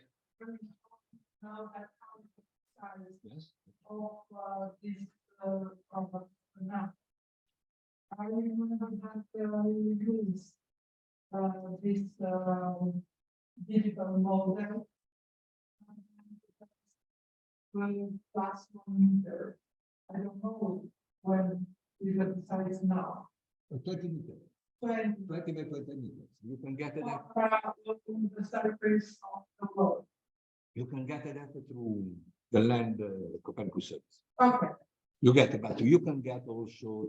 We have some DTM down to, let's say, 1 meter, between 1 meter and 10 meters. So locally, let's say at the level of the state member, as you have a code of that through the Andrea's presentation. I mean, certainly at the European level, we decided what was core, which means it was good for everybody, for all the state members, and it was a common tools to decide something. For example, I used that to decide to share Canada's fleet with the Greek colonies from 2007, something like that. 2007, in order to face their wildfire, forest fire crisis. So, and we decided that along with Portuguese colleagues, with the Spanish colleagues and French colleagues, say, what is the country has got the lowest or the lower hazard to have very dangerous forest fire in the following 10 days. So we decided together, and that came up that Italy was in that situation. This was very important. I think if I had had a victim during that period, well, I would have naked without any justification. So I had to have some information, some common decision to support my decision, just to allow my Canada to degree my Canada, keeping 3 of them, taking them 3 of them from our fleet to the Greece fleet in order to think about that. So that's very important in this tool also. It's very important to take a common decision about, for example, common agriculture policy, about, for example, immigration, about safety, about everything. So you have a European. And then you have the level of the member state. And it's a different level. That level still you have a level which is an institutional level, which is open free of charge for everybody, to the enterprises as well, commercial enterprises, not only this stuff. And after you have to have a cutoff, you have a threshold. Under that, you allow the providers to have their own market. That's it. So politically, it's not easy to manage this situation, but you have to, and you can. I don't know if you are. Can you make your voice louder, please? Because I'm deaf, even if I have. So we use a lot of TGLS, but sometimes we find it difficult to get the shape files to run the GIS. So I was wondering if in the side of the verticals in the institutional data part, you will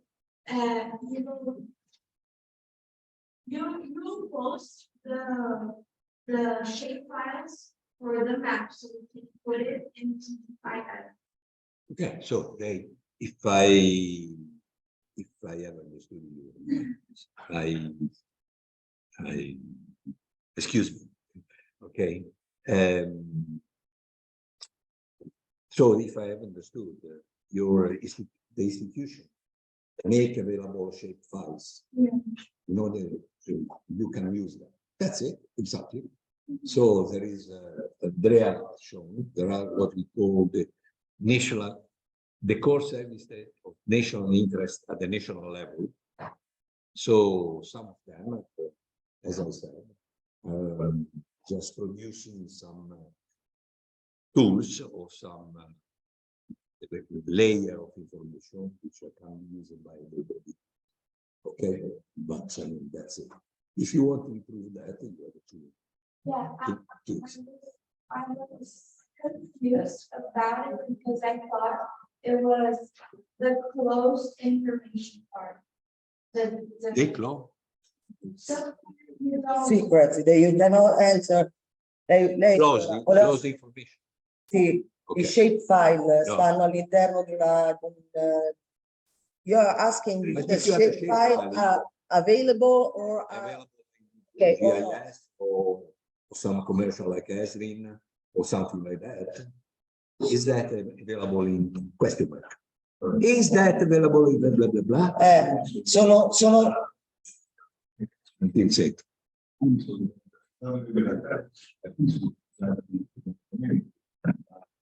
Okay, see. No, that's it. You can use that straightforward, or you can drop that. You can download that the vector or. quindi i shape file sono disponibili a tutti quanti, non sono quelli là tra le. So yeah. So no, in Copernicus everything is available, but you have to know the basic knowledge and you have to basic tools to use to not only to download is very simple, but after that you have to how to manage it. That's it.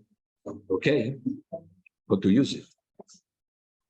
Sorry, but I mean this. I cannot hear anything. With the doubt that my battery went off.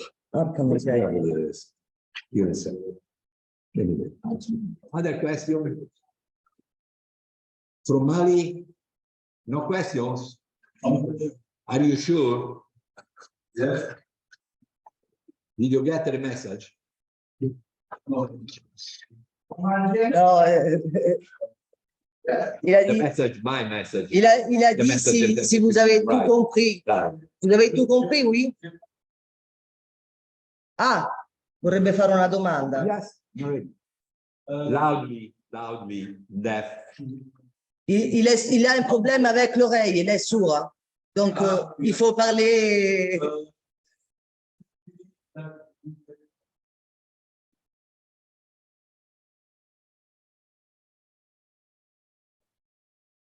Je n'ai pas compris la dernière partie. Ouais. Dans cette condition, vu un peu la politique des gouvernements, dans un monde industriel, aujourd'hui, il y a l'industrie, l'économie, il y a l'industrie qui est avant. Ouais. Donc, dans ce monde industriel, est-ce que vous croyez qu'on pourra réellement réduire l'impact climatique parce que les usines de pollution, non seulement la pollution de l'eau, la pollution de l'atmosphère. Allora, ha detto, visto che siamo in un mondo, ok, translate in English maybe, okay, okay, yeah, we are in a world that is, is industrial world, it's very polluted and it's keep going like, and do you think that we can do something about, the impact, like reduce the impact on for the climate change? What can we do? I mean, This is a it political possible? question. Yeah. He said the government don't look like they are going the right way, maybe. So I try to answer in English, and she maybe she translates in French. Okay. Okay. This they is understand. almost political, because certainly I was one of the people who pushed quite a lot about take care of the climate change or the climate evolution. If you will. Somebody saying, well, it's not a change. Well, it is an evolution anyway. You say, well, in 200 years, maybe everything changed in 200 years, but now it is an evolution. Secondly, this evolution, as you said, has been pushed. Probably there is what we call a backbone, a natural backbone, a natural trend on which the anthropic activities added something to increase and to make faster this process. The evolution of temperature is quite clear, but not only temperature. There are other signals, for example, which are usually not taken into account, like the evolution of biosphere. For example, I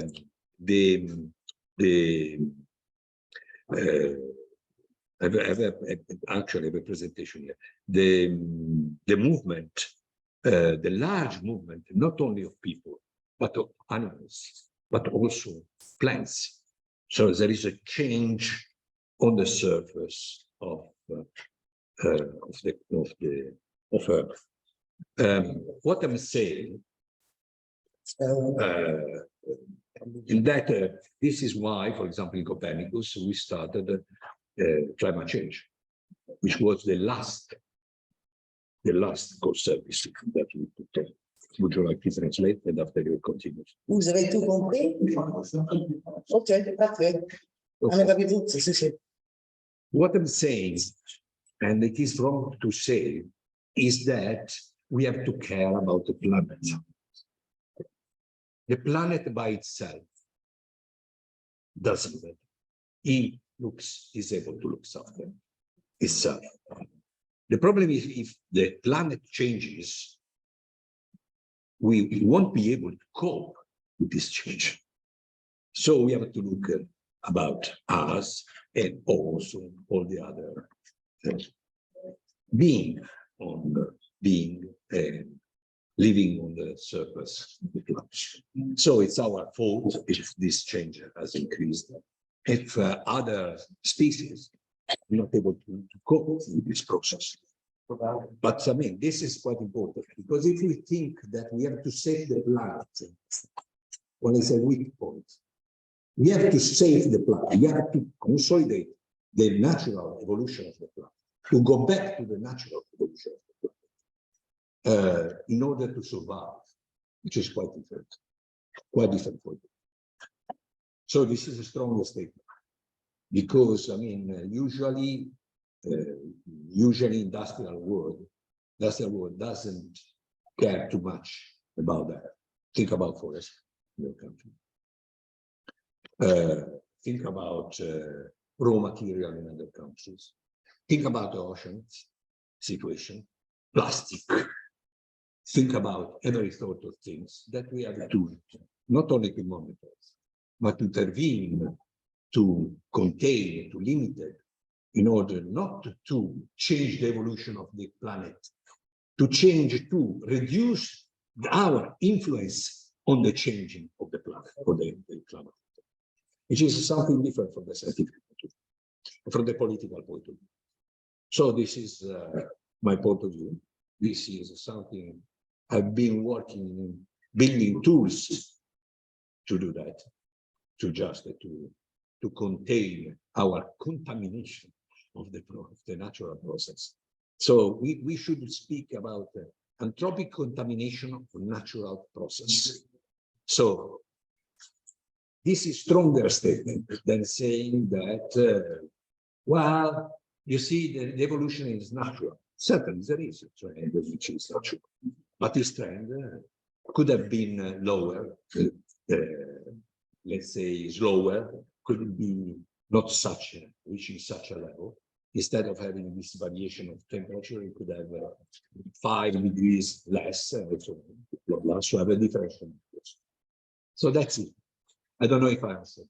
Copernicus has been we decide as a state members along with the Commission to have a climate change and atmosphere, which is air quality and climate and greenhouses gases monitoring. We strongly decided to have this policy, even if some state members of the Union, sometimes in Italy as well, and not only Italy, don't like this sort of constraints that we put at the European level. Okay.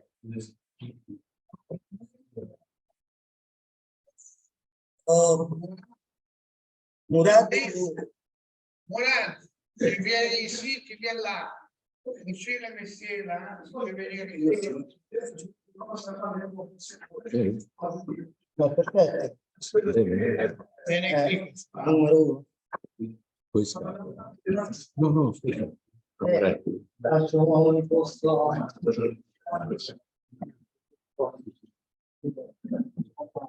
Ahmed, sorry, I'm going to speak in French little just to clarify something with my colleague. Oui, yes. Right, you have to speak to me because otherwise, if I don't see your lips, I don't understand. Okay, no problem. Ahmed, le professeur, il a bien expliqué les choses. C'est-à-dire le débat actuel, parce que nous, déjà, dans le projet de ACA, la dernière fois, moi, j'ai fait une petite présentation, on a parlé sur le changement climatique, les forêts, les feux de forêt, etc. Ça, c'est un sujet d'actualité. Donc maintenant, quel est le rôle? La question qui se pose actuellement, toute cette technologie, si vous avez remarqué que la technologie se développe rapidement, mais on n'arrive pas réellement à résoudre. Donc il faut s'arrêter. Bien, je vais traduire. Donc c'est ma question.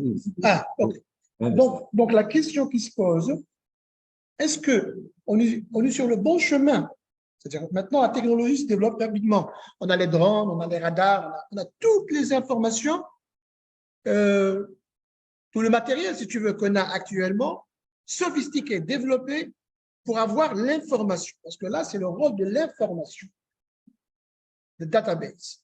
On a la base de données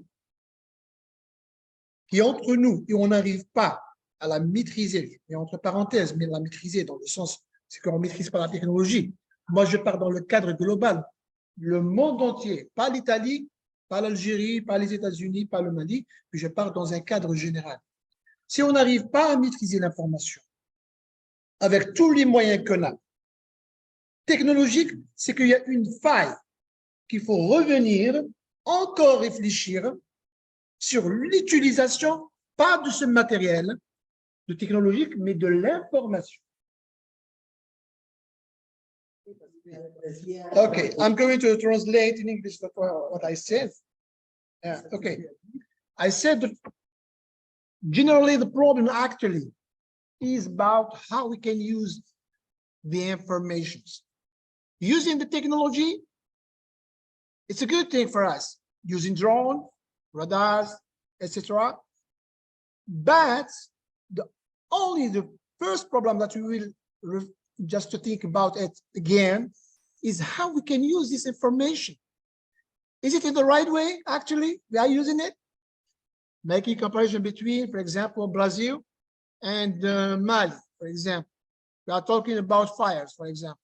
It's more important that you could take this technology and to concentrate that and sign this fire with the Brazilian with more important reactions than to concentrate with, for example, with Mali situation. So this is what we are talking generally around the world, because this is the problems of the climate change every day, every moment. Maybe we can go now taking the phone and we are asking some centers there around the country, around Italy, for example. And we are, hello, good morning. What is the situation actually? This is two fires, one in the east, another one in the west. So every day we have these problems, not like in the past. That was, for example, for me, talking about Copernicus. They are taking another reactions in this way, just to explain more and giving a more important reaction, if you want, about the site. Moi, une question là-bas? Non, c'est plus compliqué. Plus compliqué. Moi, je veux dire que aujourd'hui, lui, il a un peu construit. Et donc, le gouvernement, en fait, on a industriel de l'industrie là-bas. Or, l'industrie où et l'eau et l'atmosphère, le changement climatique, les politiques gouvernementales ne sont pas vraiment prêtes à décider, à réduire la production, vu que ça rapporte de l'atmosphère. C'est ça que je voulais parler. Il a dit que ce qu'on peut faire, c'est de réduire l'impact du nombre de revenus à zéro, pas parce que le revenu à zéro, mais c'est aussi d'essayer d'atténuer un peu l'effet à travers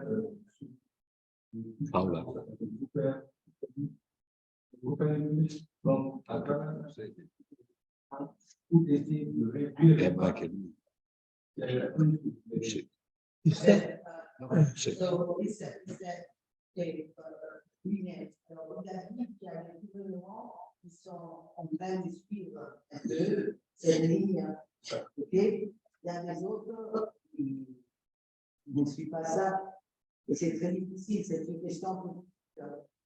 Et donc, ça change de pays à pays, ça change beaucoup des gouvernements à gouvernement, parce qu'un jour, on a un gouvernement qui suit un peu ça, et l'autre jour, on a un gouvernement qui s'en fiche.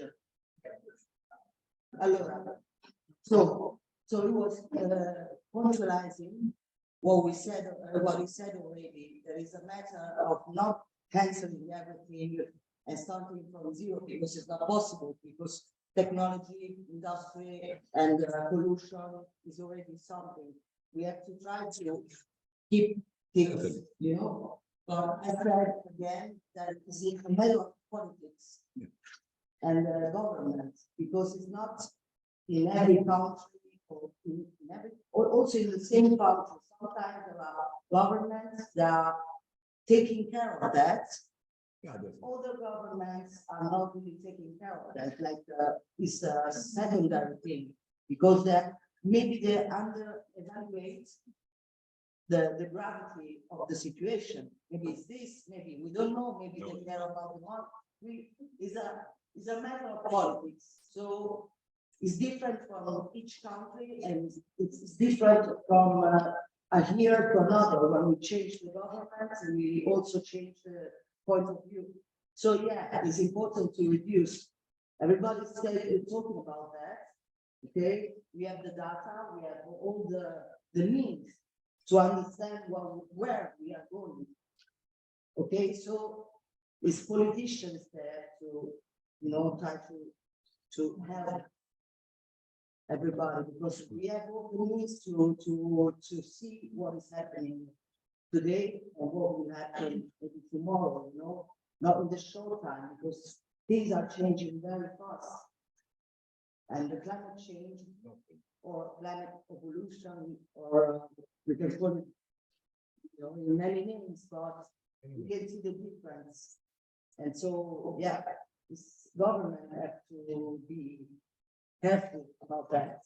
That's it. Not only, I think that we reached a level now, which is the solutions are not easy to practice. Very strong. If you think about the reduction of use of energy by the buildings, seems something. It means that you have to just intervene on something which is very consolidated over the years. Cycles. That's it. So there is somebody wants to have a sort of strong approach.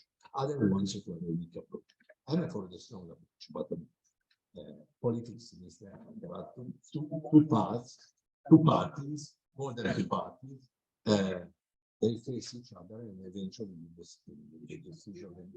eventual decision until everybody will be destroyed by this sort of evolution. We are human beings, so with all our fault and our difficulties to accept something which has been changing since quite a long time ago. If we had started a long time ago, let's say 1960 was the beginning. It was the dawn of the question. It would have been easier, definitely easier, definitely easier. Now, we moved from 7 meters to 9 meters on Earth. This is really something that is an increasing in population, which is really impressive. So if you think about food, or think about everything, water. Thinking about Mali, the other region, water is not an easy question. Sorry. I think my student Mohammed Abuzan. One question. Okay. There's one question. You have a question? Yes. How can we reduce the problem of fire in the world? Paola. Okay. Speaking in English. I'm deaf.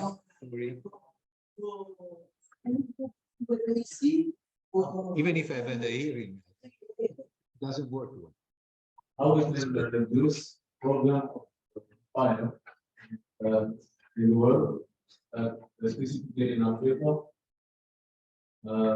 with the new technology and the new renewable energy. Come possiamo ridurre il pericolo di incendi nel mondo, soprattutto in Africa, soprattutto perché per il comportamento umano. Yes, cutting hands to the people who are just starting the fires. That's it. I'm joking, but I mean the reality is there are climate conditions, certainly, as we said, which increase the possibility, the hazard, not the risk, the hazard, so the possibility of susceptibility to light the fire, but certainly depends very much on people.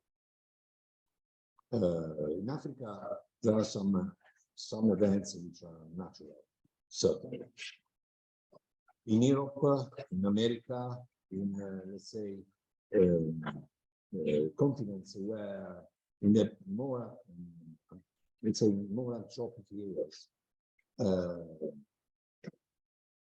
it depends more or less. Look, I mean, more or less is 90% is coming from anthropological reasons. The 10% are, again, the anthropological reasons, the anthropic reasons are half, more or less, half what we call because they want to light the fire. Another half is because they are silly. They put themselves in a situation where the fire could be light very easily, like at a barbecue outside in the bush, but nothing like that. When you have one, let's say, 10 knots wind, something like that, and the 10% may be due to bad maintenance of lifelines, like electricity, energy lines, other things. So more or less, these are the statistical figures in Italy. Quite different, and not so different all over Europe. But in Africa, you have some areas which, for example, the natural happening is quite frequent. Not all. I don't know.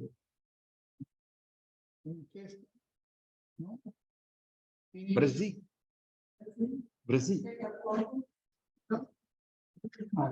Oh, Okay. Go.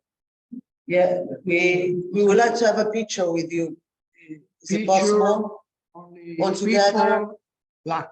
Okay. If you want to have a picture with the professor? Okay, so Yeah, the picture is blowing with me. That's it. The picture is blowing up. Thank you. Thank you. Very nice. Okay. Condivisione schermo era. Ah no, prima facciamo partire questo qua.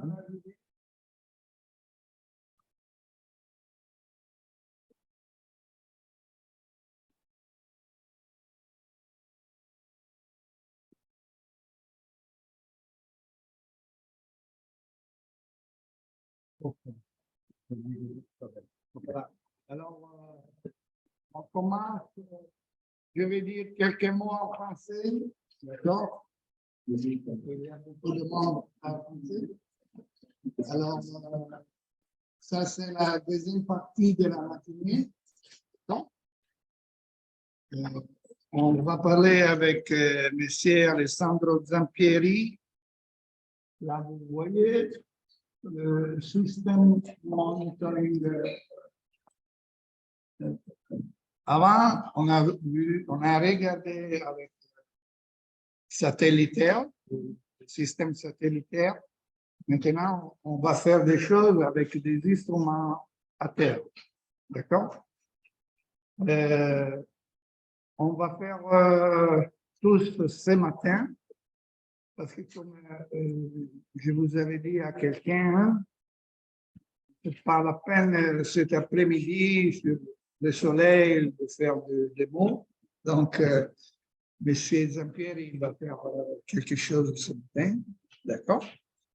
Et après, à la fin de la matinée, on va manger tous ensemble. Et dans l'après-midi, c'est l'après-midi libre.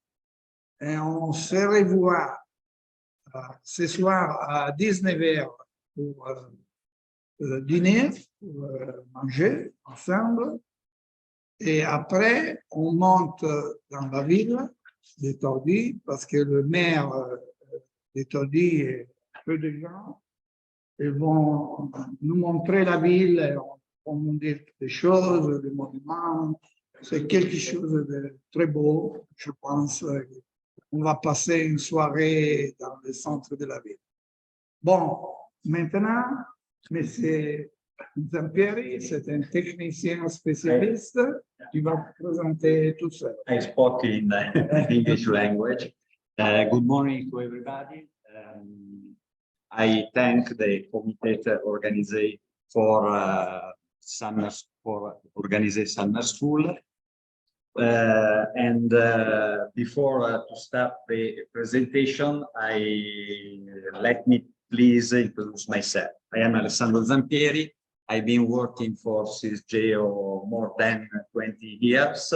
Cisgeo is a manufacturing company of geotechnical instrument and at the level, international level. At the beginning, I managed the small installation at the site. After that, I've been technical manager and then area manager from Italian market, Middle East, and Black Africa. In 2020, I worked with our subsidiary Field, where now I am a commercial director. In Field is a design and geotechnical company, and our core business are in Italy, but there are jobs abroad. Okay, today the presentation is in two topics.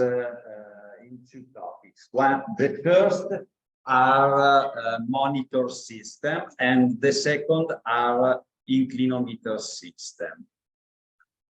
Okay. Geotechnical engineer work in two totally different work. The first is a theoretical work, and there those events can be quantified and calculated as many measurement points as needed. A practical work where observation and events can only be described in general way. How do we become good engineers? We must try to improve our understanding of theoretical basis for our work. We must try to gain a better understanding of the real world of engineer practice, and we must try to narrow the gap between two different worlds, theory and practice. How do we bridge the gap from theory and practice? With the instrumentation and the numerical data, the end product of instrumentation and visual, provide a quantitative link between theory and practice. This is why instrumentation and performance monitor have come to be such an important part of geotechnical engineering. Monitoring is a tool we can use to reach goals. First off, we have to know which goal we want to reach, why, and which path we want to follow, which result we can use. In other words, we have to have a clear view of this process we can. Is very important. Why monitoring? To improve the design, to reduce the cost, to increase the safety, and to increase the knowledge, and to enable the control of the site. If correctly used, reading on judgment alone can lead to one of the two extremes. Monitor can have the two. Very important. The modern system to get warning as well as early warning signal, to active alarm, to spread information on large scale, to set up a remote control center, to make real-time processing of data that uses record. Data acquisition, why monitoring? Data acquisition is a very important process. Data acquisition plus measurement plus information, we have the monitoring plus intervention, you have control. Please remember, the mission of the monitoring is provide as much information as possible in the simplest and most complete form to be used by those who have to make decisions. Information, simplest, completed, to be used. Information is the result of the processing, gathering, manipulating, and organization data in the way that includes knowledge and risk. In other words, it is the context in which data is taken. The monitor system includes the hardware, instrument, connection, acquisition units, software, data acquisition package, data processing package, data analysis package, procedure installation, management, data presentation, installation, management, inspection, presentation, and development.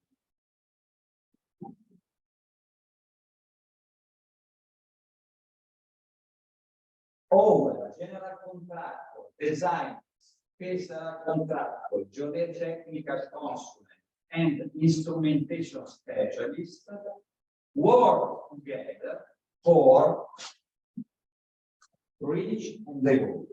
It's very important.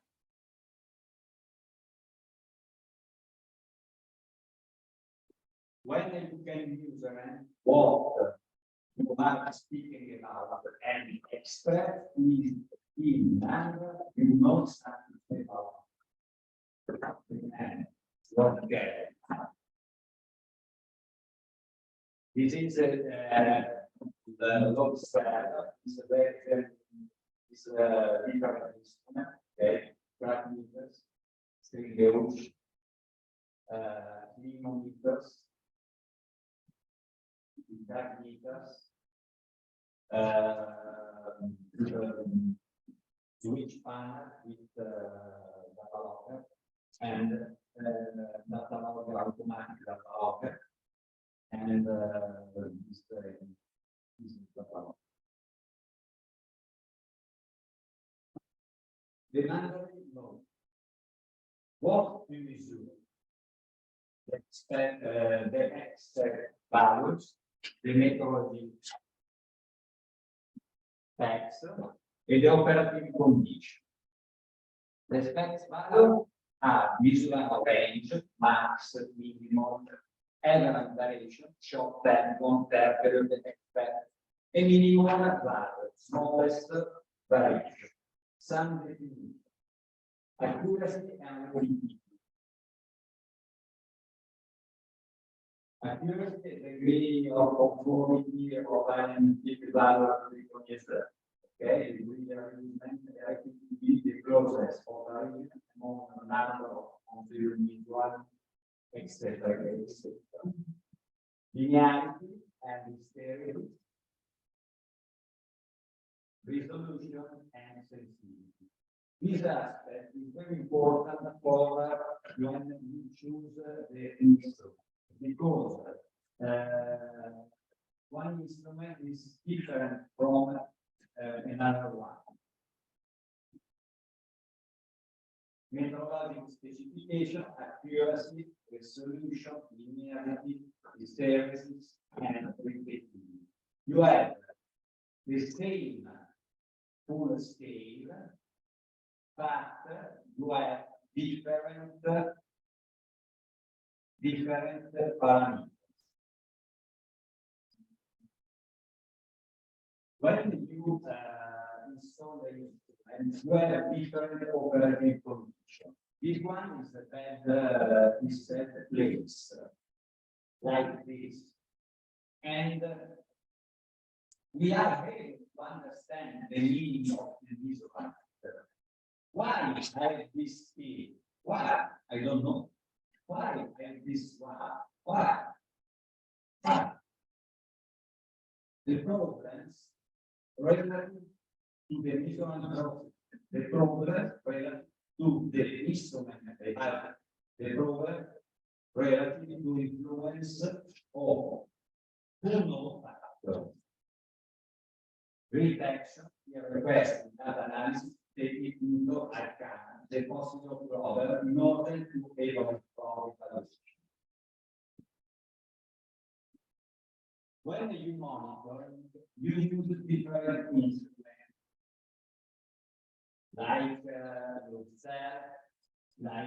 instrument,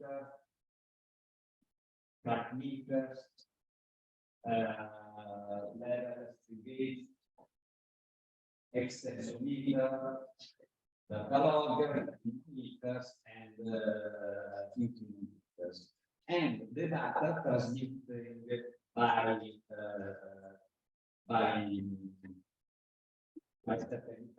satellite, and by catalog. Commonly uses the sensor. There are many tools from how do you do the sensor? The principal type of the sensor are resistance, electrical resistance gauge, inductive, linear voltage, frequency, detecting white gauge, or servo device, some typical output signal, low level voltage, millivolt, 420 milliampere, and for digital. Resistance string gauge, common types, bonded on bonded string gauge, bonded foil string gauge, enable string gauge, strain gauge, using strain measurement or sensing element for transmission. Resistance string gauge, small size, low cost, excellent dynamic response. But low level signal request in condition request still personal a problem associated with guidance because as more capable the instrument is not good. Liberating white gauge. It plug and type continuous excitation type uses strain measurement and sensing element infrastructure. Single to favorite, accettare il cost, well documented long-term stability. In the dams, you have more very wire sensors installed from 20 years, and the function is very well. And robust output signal, large size, limit frequency response, split type difficult to optimize. Why do we normally have a measure for pressure, air pressure, settlement and deformation, load, stress and strain? Why measurement the prospect, the report pressure? For evaluate strength, indicator of stress changing the ground, something happen, or the best indicator of independent basis. Basis for grading flow net, control custom work, and determine loading constitution, active. Application, design information, needs for pressure distribution, season variation, and lowering monitor effect of construction and monitor long-term performance. The pressure transducer, like pneumatic, electrical string gauge, semiconductor string gauge type, they require a PSM. Now you use normally you use the required. Use it for pressure instrument, water instrument, deep sector system, or total strength, pressure. This one is an example for a piezometer Casagrande or Openstein like the piezometer. This one is the water table. Okay. And this one is electrical piezometer in the water level. You have the piezometer, the pressure you go inside here, and the measurement is in panel force. And this one is the electrical piezometer, like breaking wire. The pressure of the water you put inside in the filter, and the filter form the sensor, and you measurement directly the pressure. This one is the Casagrande piezometer and electrical piezometer. Measurement of earth pressure. What is measurement is a difficult parameter for measurement. Why is one the earth pressure? For determining load cell and structure, design verification, prevent loading, basic for soil structure, and determine the state of stress in the soil meter. Design and investigation acting phenomena. Measurement of earth pressure. Structure within soil medium, not generally done on routine basis. And indirect methods, measurement sometimes. Earth pressure transducer should be distributions the stress field design, tell aspect radio, defect diameter radio, and receiver of the design. The types are membrana type, hydraulic type, or the soil type.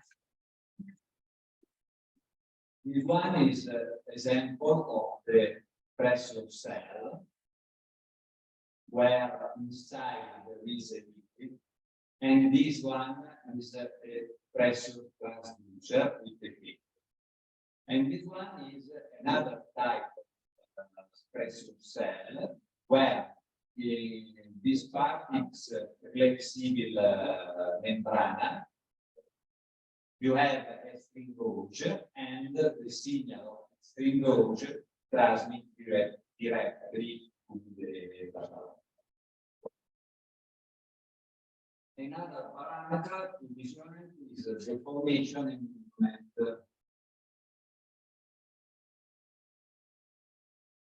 A global indicator for assessment of performance and safety. We have a for method for prediction, easy understood. Measurement of interest, vertical and horizontal crouch moment, displacement of structure, and angle change, a distortion of the. There are many methods of measurement: survey techniques, manual, automatic, meter, extensometer, perimeter, liquid settlement device, magnetics, average, laser displacement, and GPS. Displacement transducer are linear voltage, linear potential, potential, vibrating wire, magnetic resistivity, magnetic, e laser conduction. Display structure used for segment measurement, conversant measurement, movement of structure and slope, damping engine, layer strain. Now we spoke with inclinometers. This one is the probe of the in-place inclinometer. The name is pH profile. The total length of the probe are or 1 meter, 1 meter and a half, 2 meters, or 3 meters. We have in this part of the probe the sensor, and this part is the carbon filter. The extension is for 1 meter, 1 meter and a half, and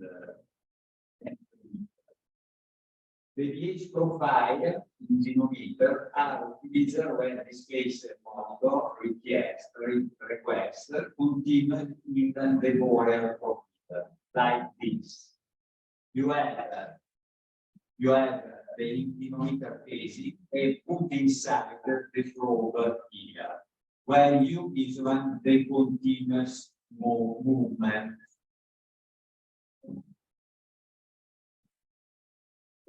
If you use the normal sensor like for the 20 milliampere, you put inside in the inclinometer phasing maximum 10-50 probes, because every probe you have the people and this the dimension of the tubing is very important. If you use the digital inclinometer, you can put inside the tube up to 50 pH profile, because you connect every probe with one cable. And in the heart of the inclinometer tube, you have one cable only. The difference from pH profile and normal inclinometer. In the pH profile, you connect every probe inside the tube, and you have the displacement in every meter or every 2 meters. In this case, you have one probe here, one probe here, one probe here, like every 5 meters, and you have the data every 5 meters. It's very different this case from this case. You use inclinometers in the environment application. You have environment. You put inside the inclinometer probe. When you push inside the inclinometer the probe with the probe. Okay. And the other application and is inside the tank, like this.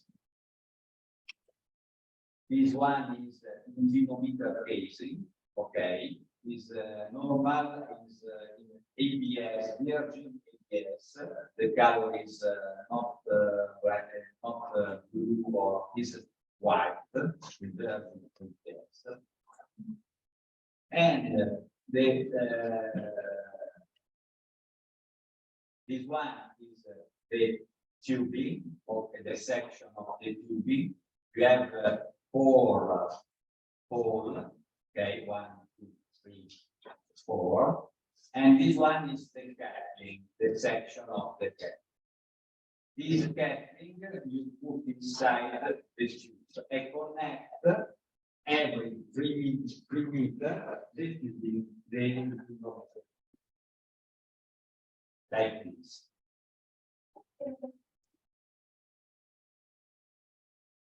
This one is a typical installation of the tubing meter. You have a rotational land slide, okay, and you put the tubing meter here and the meter here, and here the other sensor like the sensor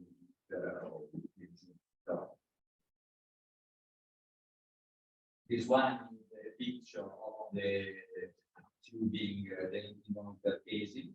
In this case, it's not ABS, but in aluminum. And this one is the example for metering system. You have digital probe. You have the cable. One is heavy duty cable or light cable.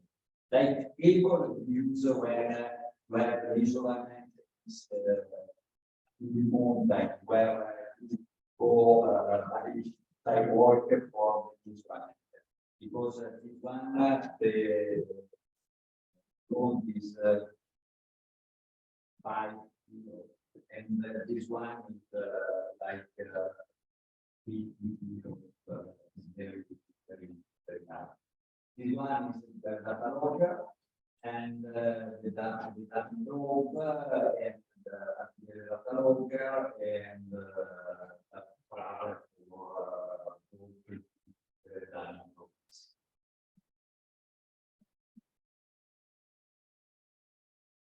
in this way, the technician in inside the probe and start the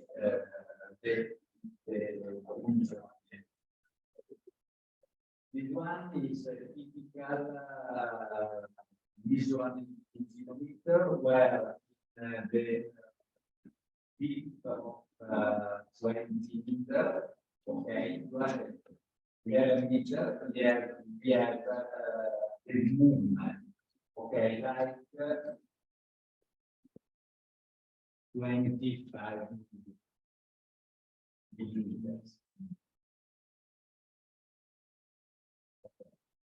This one, every cable to every probe. When you use not digital sense. Remember my okay before. Okay. And this one, you have only one cable. You use the digital sense. Normally, you can use for reading the manometer system or manual or automatic data logger. If you use the automatic data logger, you have in the site, for example, like this, so we have data logger for meter or meter or another sense. And the illumination and is with solar panel. Now we have case history. I show you only last slide, but the last slide, the bridge Messina, Strait of Messina. Torino passante railway, Salonico subway, Bristol Bridge Australia, Tel Aviv. Monuli landslide is the landslide in the north of Italy. This one is the architecture of the monitoring, where we have a data logger, okay, where you connect the load cell, preload cell. This one is the cable you put inside the data logger. Okay, the data logger transmits directly the data by a router in the control room where the data processed software or by here, okay? Okay. You have three load cells, 2 piezometer, 2 extensometer, okay, and 3 tubing inclinometer casing with 10 sensor, 10 inclinometer each. The one is a spectacular slide. Is the landslide in the south of Italy, where here there is a trail line, very okay. And we have different types of monitoring, and we have inclinometer pacing with inclinometer probe directly automatic. This one is Felice Bridge over Strait of Messina. This one is Calabria, and here Sicily. Okay, in Calabria there are 25 landslide and 60 the same. In every landslide, okay, one. You put inside the code. Okay, like you have a log, and inside the code there are 5 kilometers. The one is for il passante di Torino Railway. You put inside the probe all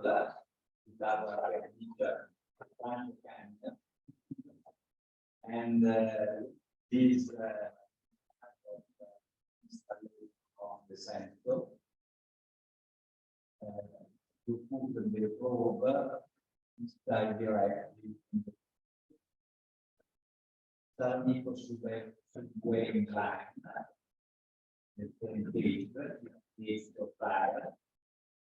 One is the data logger where the sensor connects with the data logger. And Brisbane Bridge in Australia is the landslide, big landslide, and inside the landslide there was, I think, 20 kilometer casing, 5 meters for each case. The transmission of the data is by wireless for each kilometer casing. One is the kilometer casing, sorry, kilometer casing, and one is the connection directly to the data logger and transmit the data in control room. Tel Aviv red line, you have installed about 400 kilometers. I don't remember how many cities, but more. Conclusion. Monitor should be an important aspect for monitor management. Result from monitor can be the basis for monitor control. Data must be carefully analyzed and evaluated. Monitor process must include measurement and connection of information. Safety can be improved by the correct use of monitor system. Remember that every job with the large scale experiment, the information obtained from such experiment cannot be secured by any other character type. Grazie.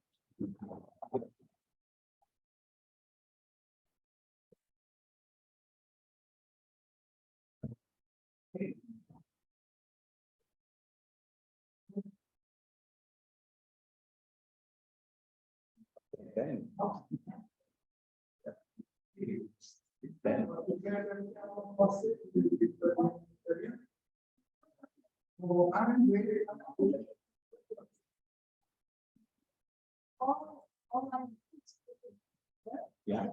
But some people connect like the training like practice, and therefore always remains theoretical, and is it going to generate that continue?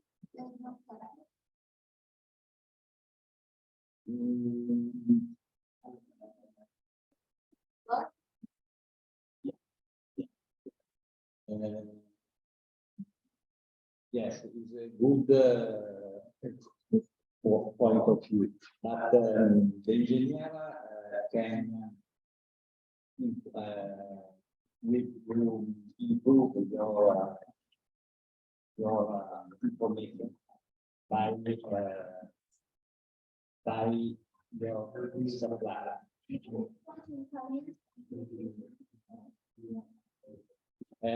Puoi tradurre in French?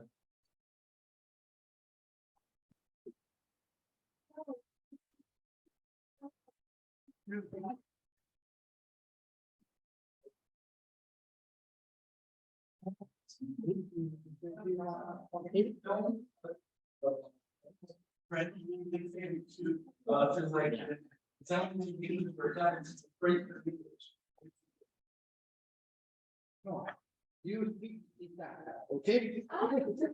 Yeah. No, because French. Come on, you. No, it's not.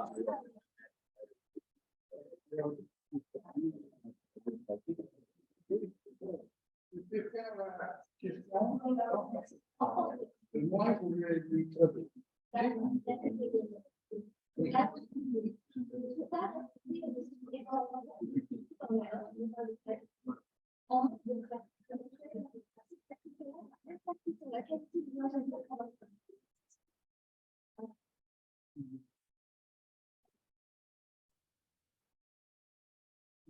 Vous avez beaucoup de problèmes de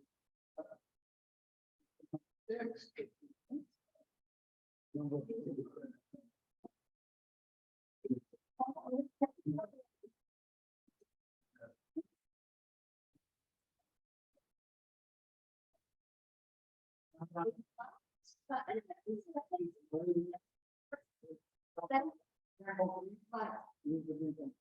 Allora, loro dicono che quello che manca da loro è che la teoria è un po' in generale, cioè l'uniformità, no, conciliazione di ingegneria, ma è poi l'esercitazione pratica, che stage sul terreno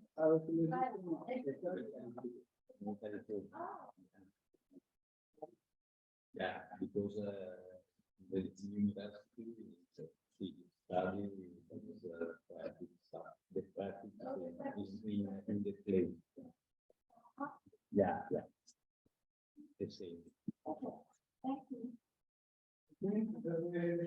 Another one. Another question.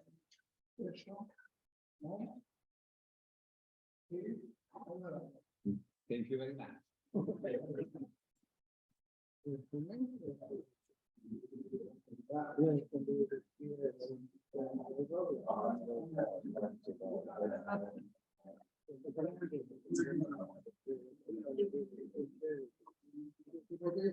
But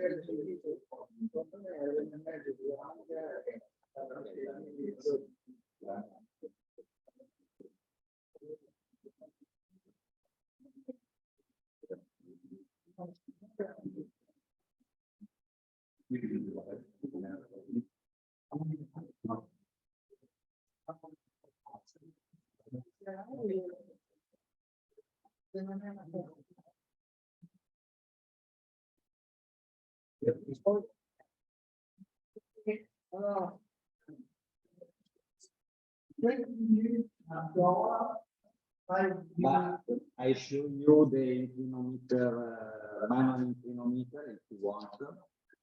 Is the probe with the cable I take in my class. Right, 1 minute.